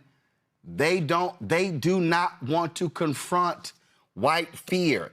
They don't want to call it what it is. They don't want to do any of this here. Because if you call it what it is, Teresa, then the same media outlets got to deal with their own racial issues and their racial bias. That's why these networks, I'm telling y'all, a black host on a network told me, I would love to have you on my show, but my white producers don't like the title of your book. Literally. Told me that. And I then sent this host 5 articles from Time, NPR, Newsweek, Axios, to the New York Times, articles that were literally the thesis of my book. And I said, so if I'm writing about the same thing they did, oh, no, they didn't like the title. I guess they didn't like the title. I'm confused. Did they not like the white fear part or how the browning of America is making white folks lose their mind parts? See, this is what we're dealing with. And so we have not had mainstream media that wants to truly deal with the racism and the bigotry of Donald Trump and how he has unleashed that. And now you got folks who say, man, we can be openly racist, and not only will we not lose anything, we'll get rewarded, Teresa. You know, you're absolutely right. And, you know, this is not a book promotion, but I read it and I couldn't say more that it was spot on what we are seeing today. It's like, I'm not going to say there was a crystal ball that you looked in, but it literally is about history. And I think a lot of the mainstream media is having such a hard time because there aren't any black executives that can make those type of calls, that has that type of ownership inside the corporation, that can say, I don't care if it's called purple fear, put it on our show. But again, if we're not in these roles, if we're comfortable being the tokens, the talents, the employee, and we're not going to be in these positions where we can actually bring you on and actually talk about, and with an actual discourse, why is it white fear? Why is it the entire population that's fearful of black people? So instead of, you know, those who actually want to be educated about how they're interacting, how they're dealing with black and brown workers that are inside of their organizations, they rather say we dismiss. They rather take books off the shelf. They rather, you know, also like think about what they're doing with our organizations, our nonprofit organizations, by starving them of dollars and cents so they can promote wellness and education and historical practice inside of schools, since they have erased a lot of it. And so I think what you're saying, Roland, but what we're seeing is time and time again that this is happening. And so we got to keep not waiting for the leaders of these organizations to do something. We have to do something individually and call it out as we see it. Mondale, ABC News had a president who I helped get the job, who I gave a copy of my book to, who I called, who did not have any of her shows put me on. And I met with her. Yeah, listen. And asked to get on. Brother, Roland, you and I both know, we know other networks that's supposed to be our networks because they're called BET. And I don't want to call people out, but I need to call people out. We know stories about them choosing other people because those people were more palatable than what you had to offer. You and I both know that story. You and I both know that. And I don't know which person you're talking about and that producer. That's the problem with white media. And you talk about that in the book too, where you criticize white media as a part of this long history and as a political institution for softening or avoiding direct conversations. That's in the book. And that problem is that white media did not give that person the power. That person was not empowered to say, this is my show. And I'd be damned if we're not going to have them up here. In fact, the host said to me, Roland, you preaching to the choir. I said, no, I need you to be the pastor. That's it. Also, why you got to be the only pastor? Why you got to be the only person preaching? And I think that's the problem. And I think that's my problem with white mainstream media. I don't care if it's MS Now, which they call so-called progressive. They all suffer from the same thing. They were built to uphold white dominance. They're leaning, they're experts, their polls, everything is about what the white status quo needs. This is why the importance of the Black Star Network, Roland Martin Unfiltered, and I am saying it as a free commercial because it's necessary. Black people sit around and act like institutions that are owned by us, that give us space to have these conversations, that can't be checked by white producers that are offended by racial truths. White fear is a real thing. The browning of America has created a damn terror in these people's mind because they believe that as the majority minority continues to rise, their cultural dominance will create blackness the way that it created whiteness. But that is not who we are. So these movements have weaponized whiteness. The rise of Donald Trump, as you said in the book, is a backlash to Barack Obama. And its historical grounding in the fact that we had Jim Crow because of Reconstruction. And it happens and it continues to happen. And we need to be able to name that. And we cannot do that in a media that's afraid to bring Roland Martin on because he said white fear. When you're being palatable and respectful to him, when they can have me on and I'll cuss their ass, I'll cuss them out. Well, just keep in mind, you talk about MS Now. My book dropped September 2022. Chris Hayes' show, never been on. Rachel Maddow, never been on. Lawrence O'Donnell tweeted when my show got canceled that means I need to be on his show more. Ain't been on. I think he did his show one time. Stephanie Rules at the 11th hour, never been on. So, yeah, it's amazing how they don't want to have the real conversation about what's happening. And what we are seeing in this country, the attack on voting rights, this extreme court, the massive cuts with Doge, you now have an Ebola crisis happening in Uganda and Congo that is a direct result of Donald Trump and Elon Musk ending financial support to USAID. People are dying as a result of this. We can go on and on and on. The cuts when it comes to black maternal health. Now you can't even, they're fighting in Congress over budget. You can't even say black maternal health, even though we know black women die at a rate 3 times higher than white women. What we are seeing is an absolute attack on blackness. They despise the gains of the last 60 years. And that's what we are seeing. And media is culpable because they don't want to confront it. And then when you do challenge power, listen, I was on ABC this week, September 2021, and directly challenged Chris Christie on a speech that he gave. I have not been on ABC this week since. It'll be 5 years in September. And that's with George Stephanopoulos, John Carl, or Martha Raddatz actually hosting the show. It'll be 5 years in September because I had the audacity to disagree with Chris Christie's speech to his face and challenge him because I hurt his feelings. That's what happens when you challenge power. Can I say this, Roland, real quick? I think it's bigger than that, too. I think it's also the fact that white media wants to play a role in maintaining the status quo because they feel like when what you're talking about and the way you challenge Chris Christie, which was beautiful fucking work, excuse my language, the way you challenged him was it's America's confronting its race problem, honestly, and they don't want to do that because it requires them to do work. You are the looking glass that they don't want to look at. And every time they put you on their show, it reminds them that white mediocrity lives only because they prop it up. Yep. And that's what we're dealing with. All right, y'all, let's go to Black Star Network headlines with Brittany Noble. San Diego police and the Federal Bureau of Investigation have confirmed that 2 teens from Southern California accused of a deadly shooting at a mosque had been radicalized online and had access to numerous weapons at home. Investigators report that 17-year-old Kane Clark and 18-year-old Caleb Vasquez opened fire on Monday afternoon at the Islamic Center of San Diego, resulting in deaths of 3 people. The perpetrators later died from gunshot wounds in the white BMW, later discovered by police.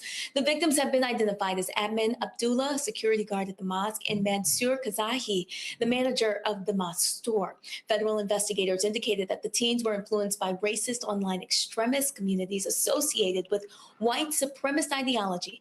Authorities found a 75-page document linked to the suspects that includes neo-Nazi imagery, anti-Semitic rhetoric, anti-Black racism, anti-Muslim hate speech, misogyny, and praise for previous mass shooters for their attacks in Christchurch, New Zealand, and Buffalo, New York.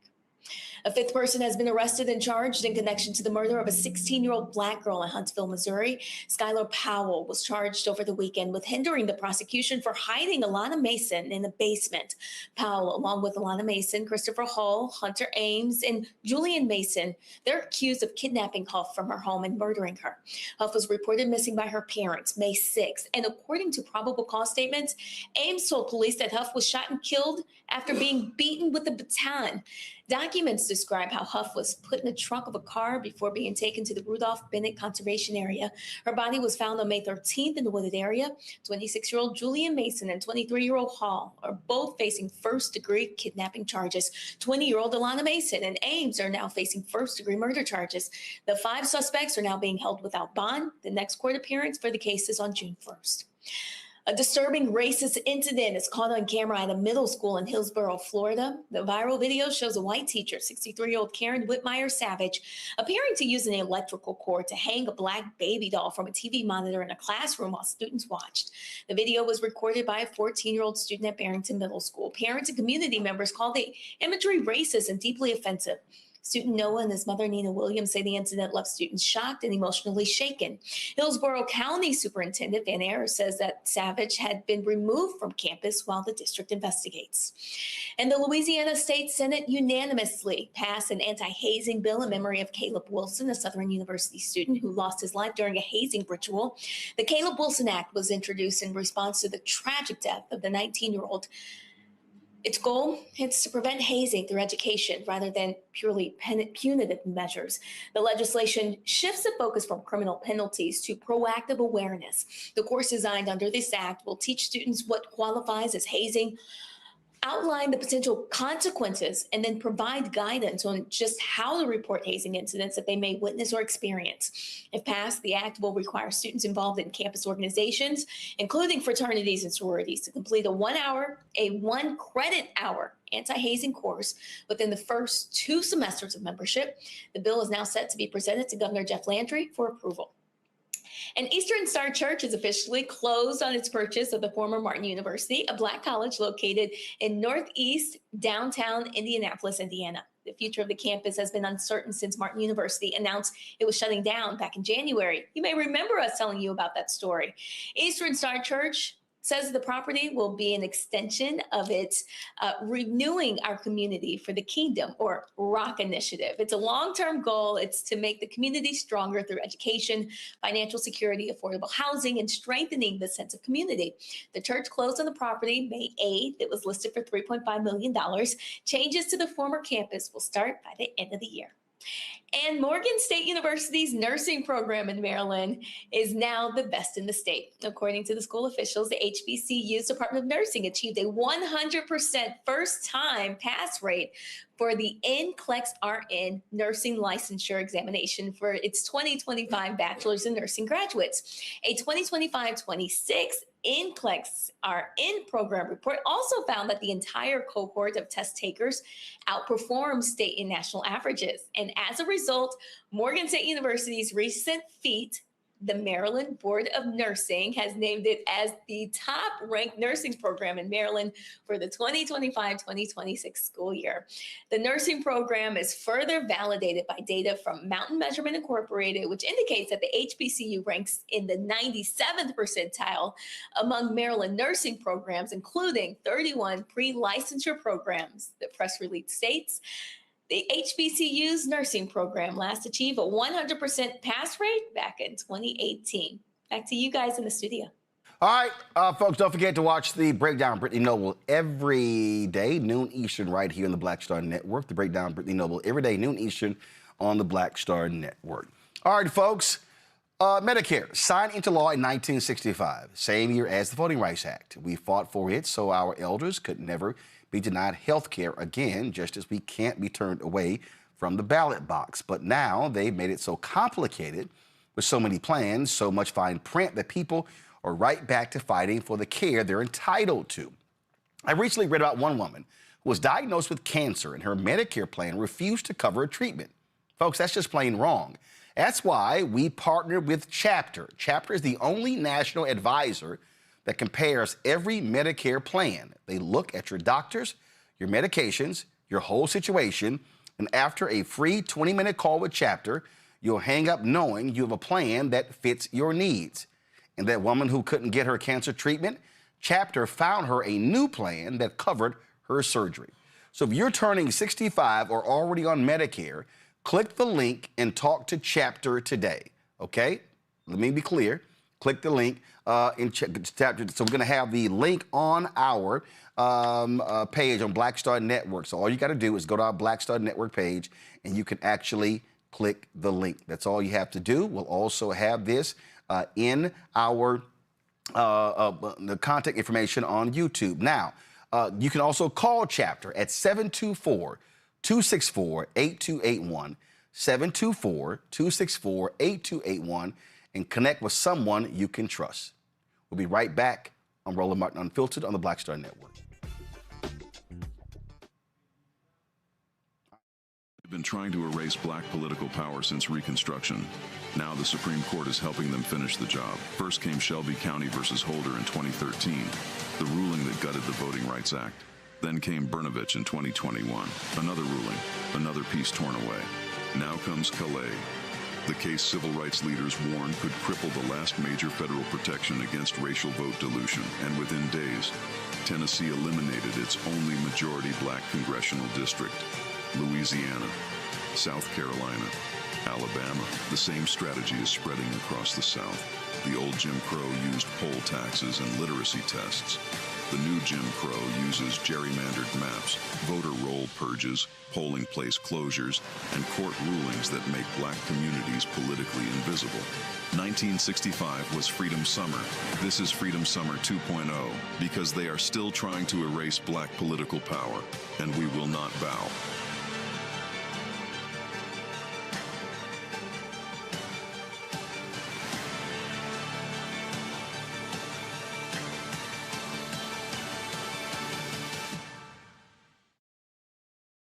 Hey everybody, I'm T.D. Jakes, and I want to encourage you to watch Roland Martin Unfiltered. It'll blow your mind.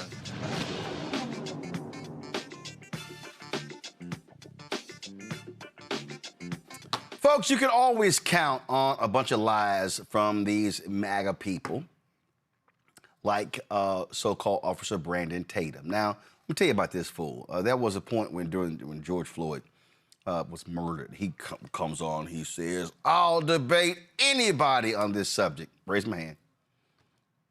Boy, he never responded. He didn't want this smoke. I remember Dave Rubin did the exact same thing. And a bunch of people on Twitter were like, Roland Martin, Roland Martin, Roland Martin. And I raised my hand. Yeah, Rubin never called either. So Brandon Tatum sat down with Stephen A. Smith for a conversation. And they discussed how the black community is supposedly blindly loyal to the Democratic Party. Also, Tatum claimed that Kamala Harris was not qualified for president. They criticized Democrats for not paying attention to Ice Cube, praised the Republicans for supposedly signing a contract with the rapper to assist the black community. It was all sorts of lies. And, you know, I could have ignored this, but just in case you didn't hear any of these nonsensical lies coming out of Tatum's mouth. Here you go. Somebody told me an interesting story about Ice Cube. And I think I think the world know a little bit about what Ice Cube did.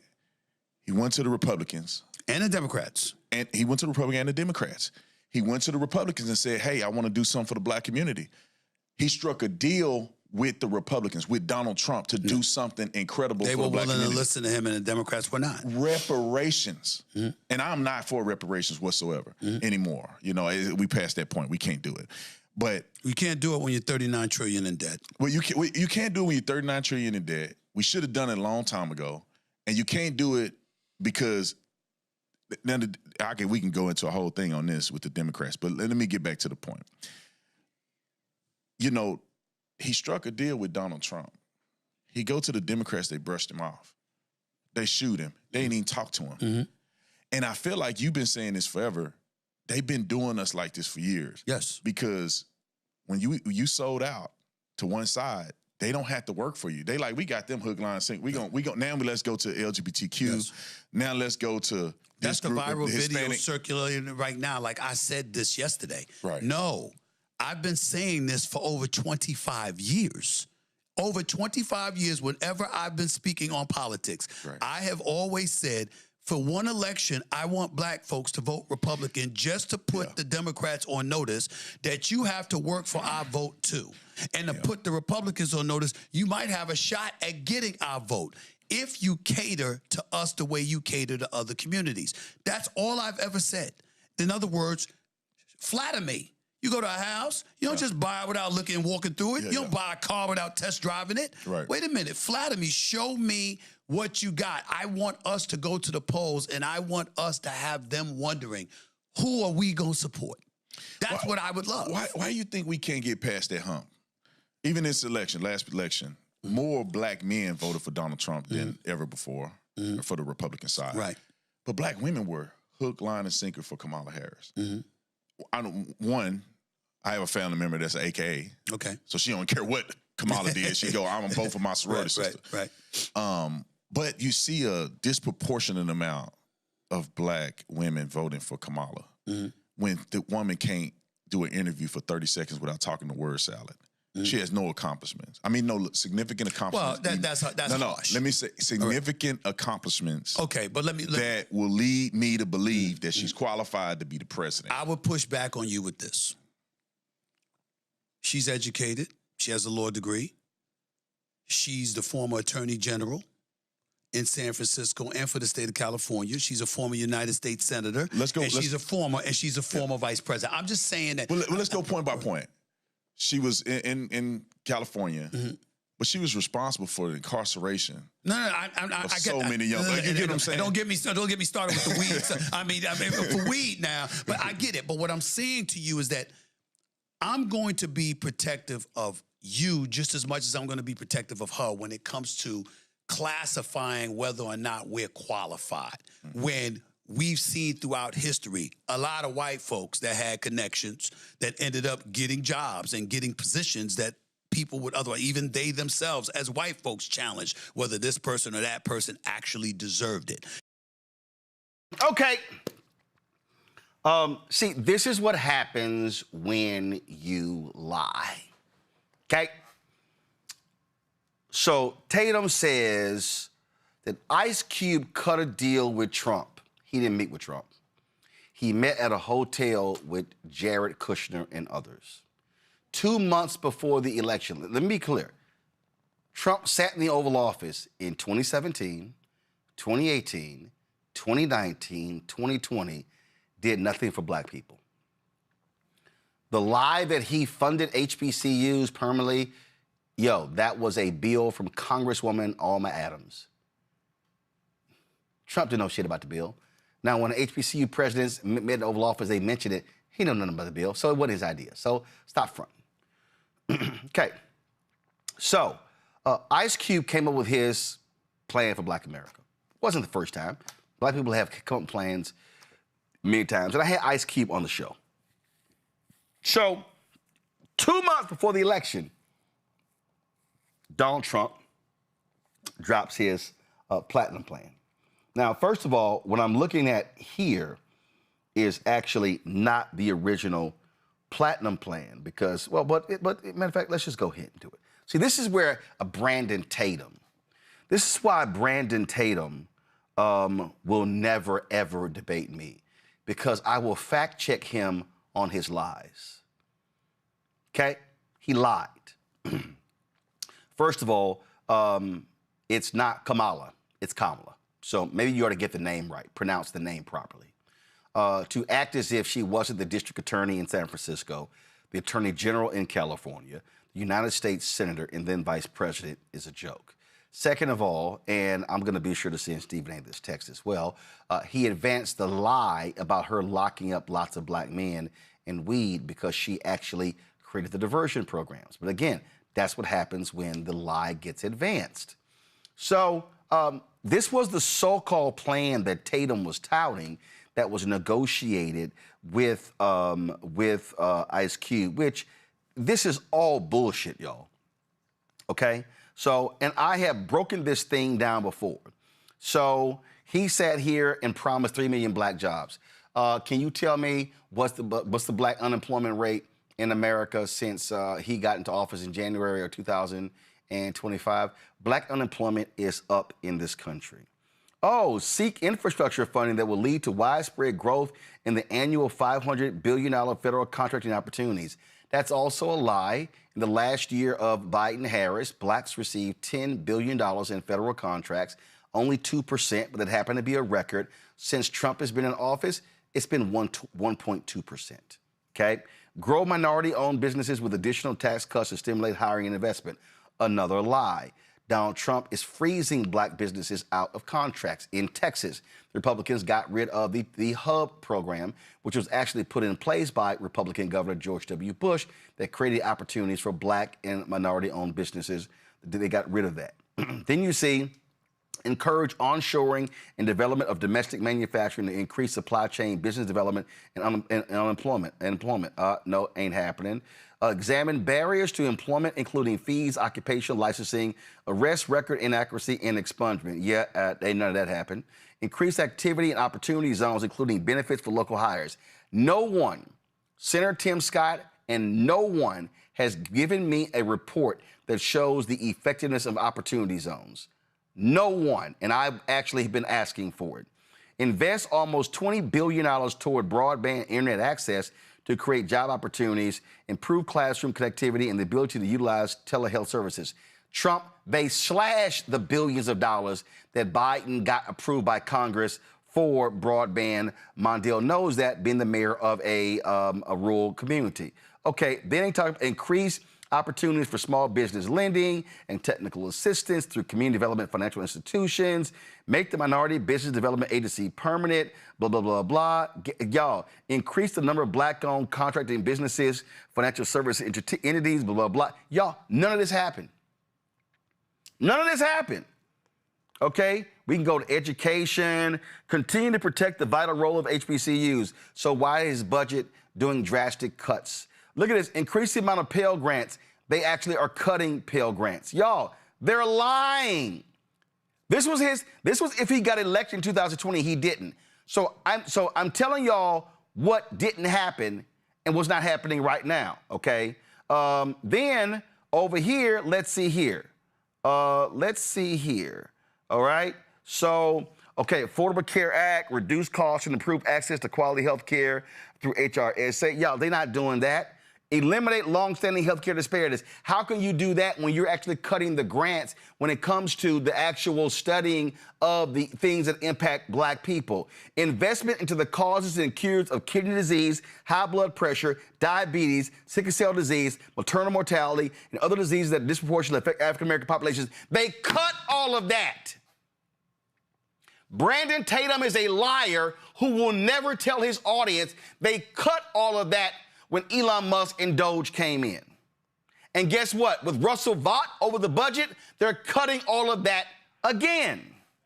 I mean, we can go on and on and on and on and on. Okay, save streets, continue to make historic improvements to the criminal justice system through common sense actions like the First Step Act. By the way, the First Step Act was passed. Democrats controlled the House. That's how it got passed in the House. And then it got through the Senate because people like then Senator Kamala Harris, Senator Cory Booker, Senator Dick Durbin, and Republican Senator Chuck Grassley said, y'all got to make some changes to this. And so look at this here. Restore safety to America's great cities by working with police departments, blah, blah, blah. Y'all, look at this right here. Oh, my God. Oh, my God. Did y'all see this here? What does it say right there? Restore safety to America's great cities by working with police departments, community leaders, and mental health professionals to install the most responsive, professional, and accountable models of policing, including diversity training. Uh-oh. It's amazing what happens when you read their lies. Look at this here. Champion federal policy reforms to advance home ownership initiatives. He ain't done that. Partner with local leaders in black communities to ensure maximum federal support for neighborhood revitalization. Make Juneteenth a national holiday. Oh, so the man who now shits on Juneteenth promised to make it a national holiday, huh? Whoa, look at this here. Prosecute the KKK and Antifa as terrorist organizations and make lynching a national hate crime. Well, first of all, Juneteenth and a hate crime came under Biden, but they ain't been prosecuting these white supremacists under Trump. Love this here.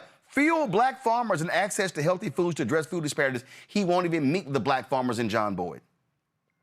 Favorable trade deals to bring back manufacturing jobs and help black contractors, farmers, inventors, and consumers. Nope, ain't happening. Defend religious liberty in African-American churches and lift the conscience of our nation. BS. Collaborate with cities and counties to address mental illness and substance abuse. You're doing that by cutting funds. Y'all, the Platinum Plan was absolutely a tinfoil plan. It was trash. So Brandon Tatum, you're an absolute liar. Oh, let me also help you. You're also a lie. I know for a fact that Vice President Kamala Harris wanted to meet. She was going to meet with Ice Cube and D.L. Hughley and Snoop Dogg, but Ice Cube wanted to meet him by himself. So Stephen A. and Tatum are wrong by saying Democrats blew them off. See, this is what happens when you lie. And then when you stand there and lie and say, oh, yeah, they didn't want to meet to discuss a black plan of action, that's also a lie. Because there were other groups that presented various agendas. Urban League, NAACP, Black Voters Matter, Black Economic Alliance. I mean, we could go on and on and on.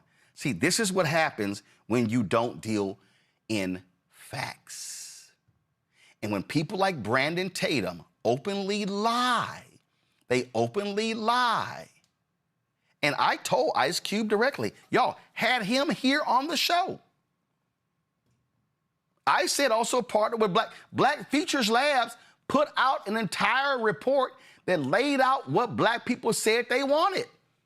I had Alicia Garza on the show, put them on a text chain. Never happened.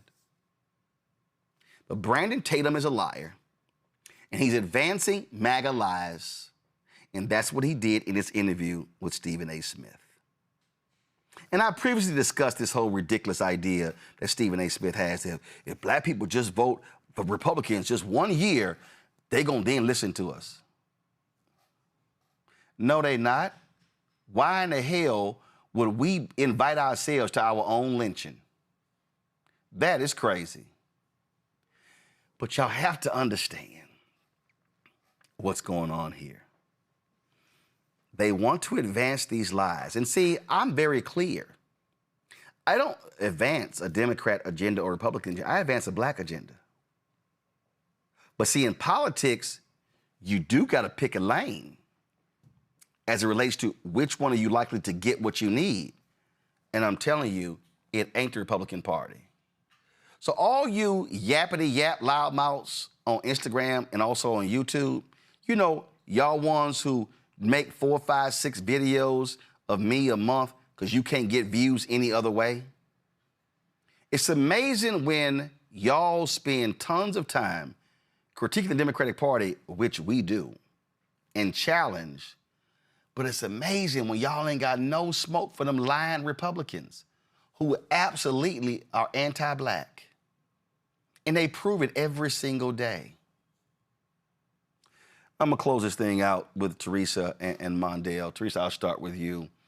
Truth is truth, lies are lies, and the reality is there was no deal that was cut between Jared and Ice Cube. They only did it 2 months before the election, and they put this trash plan out. It was a joke because if it was real, okay, they got back in. And why is it none of the stuff that they had in here, and the plan is still up. It's right here. Y'all can go to, if y'all can right here, and y'all can type in Trump's platinum plan with Black America. It's on the website. It's full of stuff that they never, ever did, and it's actually 180 degrees different than what they've done. You know, it's interesting. If you talk to some of the MAGA and Republican supporters, they will say promises made and promises kept. And then my response was always, well, to who?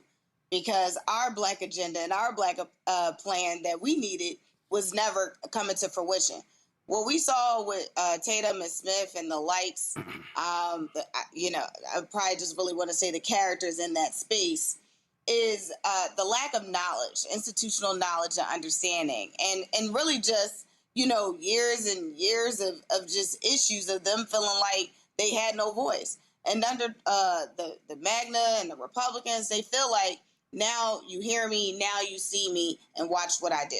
Unfortunately, we're watching on a wide screen what's happening right in front of our faces. And what we're seeing is the chaos and the misinformation that has been happening since Trump got in his White House. And I think so many times when, you know, we are listening to some of these things, it is so important that we fact check, research, and follow up. So it's not enough for us to just be taking a look at some of these reels and clips and hitting the like button and doing a little comment of, you know, but we have to do more. We have to show up and actually call it out when misinformation is actually being given to us. Mondale? So let me say something that's dangerous about this podcast show that we just watched, Roland. What's dangerous about it is people will look at it and see Stephen A. Smith, who has a contract with ESPN, which is also a conservative network. We can get into that later. But what they'll see is they'll give credence to Brandon or Orlando Tatum, whose initials spell bot, because that's exactly what he is. They'll give credence to something that they shouldn't. And I think that's the danger of not having enough Black media in the world, enough Roland Martin unfiltered in the world. Because I just want to say something that we have to say. I am tired of people lying on Black men voting habits like they know what the hell they're talking about. I spend my entire life building out an organization that is designed to reach the Black men who don't see themselves in the political structure, only to have people like Brandon exploit that disconnect between Black men and the political parties for something like he's doing right now. To be clear, Donald Trump has got less raw number of Black men voting for him every election since he came down that escalated the first time.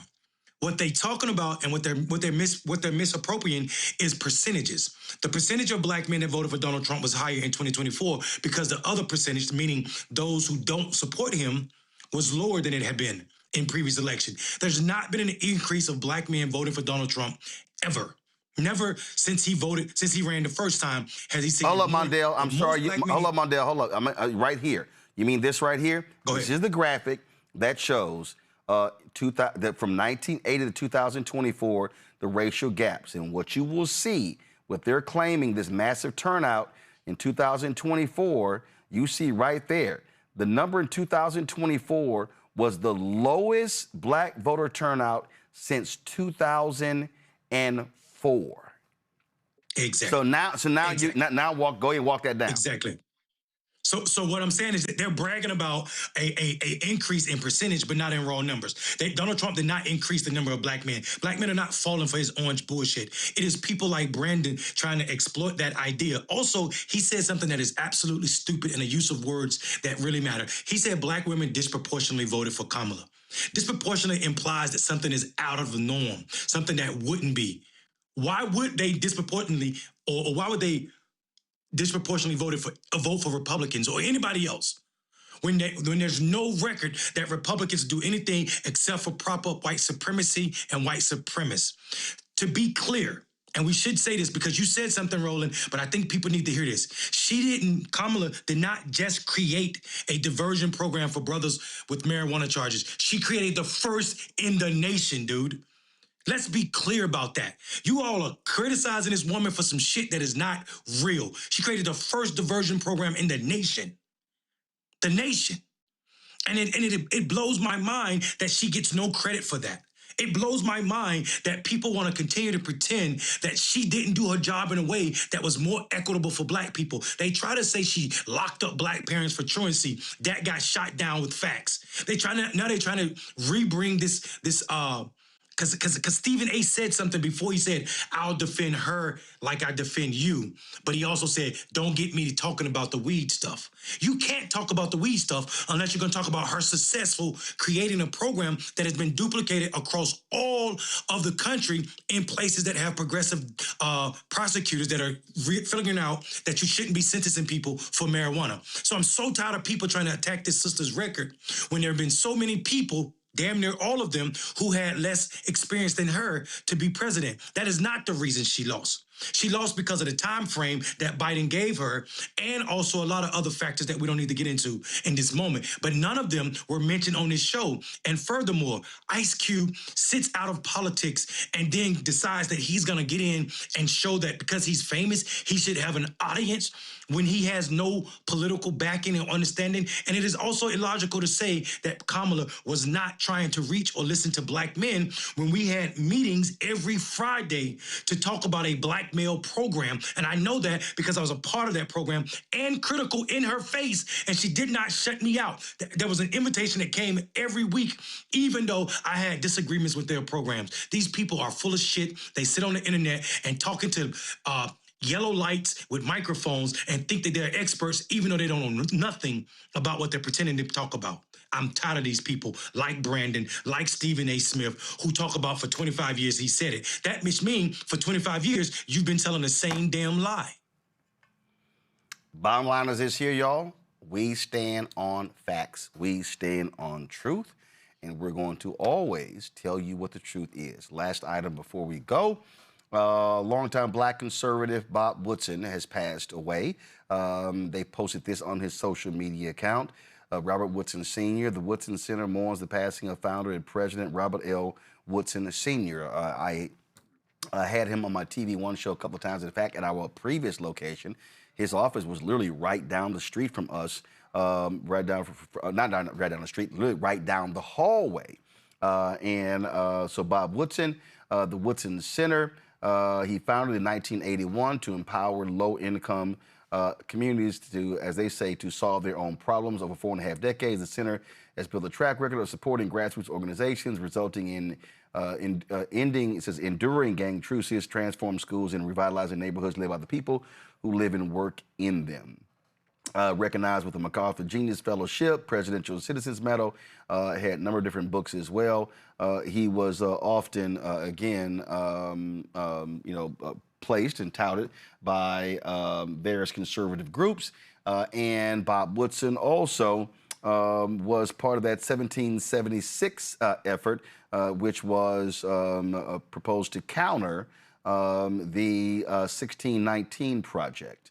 Let me get the actual name of that. So I remember when that came out. So it was his 1776 Unites Initiative.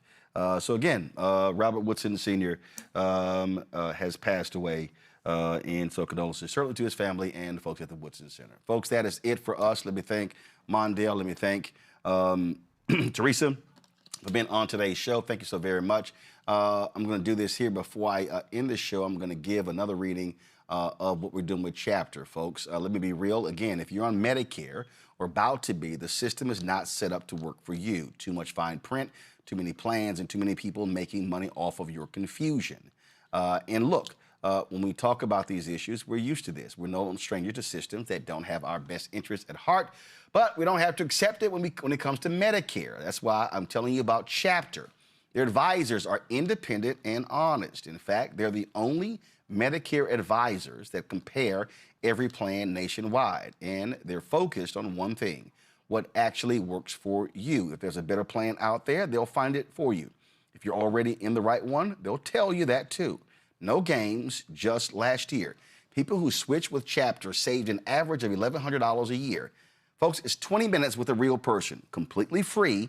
All you got to do is call Chapter at 724-264-8281 and connect with someone you can trust. Again, the number is 724-264-8281. All right, folks, that is it for us. If you want to support us via joining our Bring the Funk fan club, please do so. Use Stripe for Cash App. Use the Stripe QR code or go to blackstarnetwork.com if you're listening. QR code is on the screen. That's also for credit cards, checks, and money order. Makeup payable to Roland Martin Unfiltered, P.O. Box 57196, Washington, D.C. 2037-0196. PayPal's R Martin Unfiltered, Venmo RM Unfiltered, Zelle, Roland at RolandSMartin.com, Roland at RolandMartinUnfiltered.com. Download the Black Star Network app, Apple phone, Android phone, Apple TV, Android TV, Amazon Fire TV, Roku, Samsung Smart TV. You want to get our Roland Martin Unfiltered swag? Please go to shopblackstarnetwork.com. Get our t-shirts, hats, you name it, wall art, mugs, and more. If you want to get our black-owned products, go to shopblackstarnetwork.com. All the products that you see in our studio, they're available on our marketplace. Again, at shopblackstarnetwork.com. And so please support, when you buy those black-owned products, you support this show as well. Don't forget, check out The Breakdown with Brittany Noble every day, noon Eastern, right here on the Black Star Network. Nope, The Breakdown, thank you very much. The Breakdown with Brittany Noble every day, noon Eastern, the Black Star Network. Be sure to download the app Fan Base. You can also, of course, follow me at Roland S. Martin. Don't forget, support our other Black Star Network shows. Of course, pull up the first one dropping on Tuesday. You got that one? All right. Okay, I'm just going to call them out. Hey, yes, Balanced Living. Reverend Dr. Jackie Hood Martin drops every Tuesday on the Black Star Network. Be sure to catch up with The Other Side of Change. That also, of course, drops on the Black Star Network. Y'all need to put on there what day it drops. We, of course, have The Black Table with Dr. Greg Carr. That drops every Friday on the Black Star Network. Of course, we got Second Opinion with Dr. Ebony Jade Hilton. That drops every Thursday on the Black Star Network. And every Friday, you can also catch Roland's Book Club right here on the Black Star Network. All right, folks, that's it. Again, a shout out to Malcolm X and his family. Today, he would have been 101 years old, and so that's why I'm repping my shirt today. Folks, thanks a bunch. I'll see y'all tomorrow right here on Roland Martin Unfiltered on the Black Star Network. How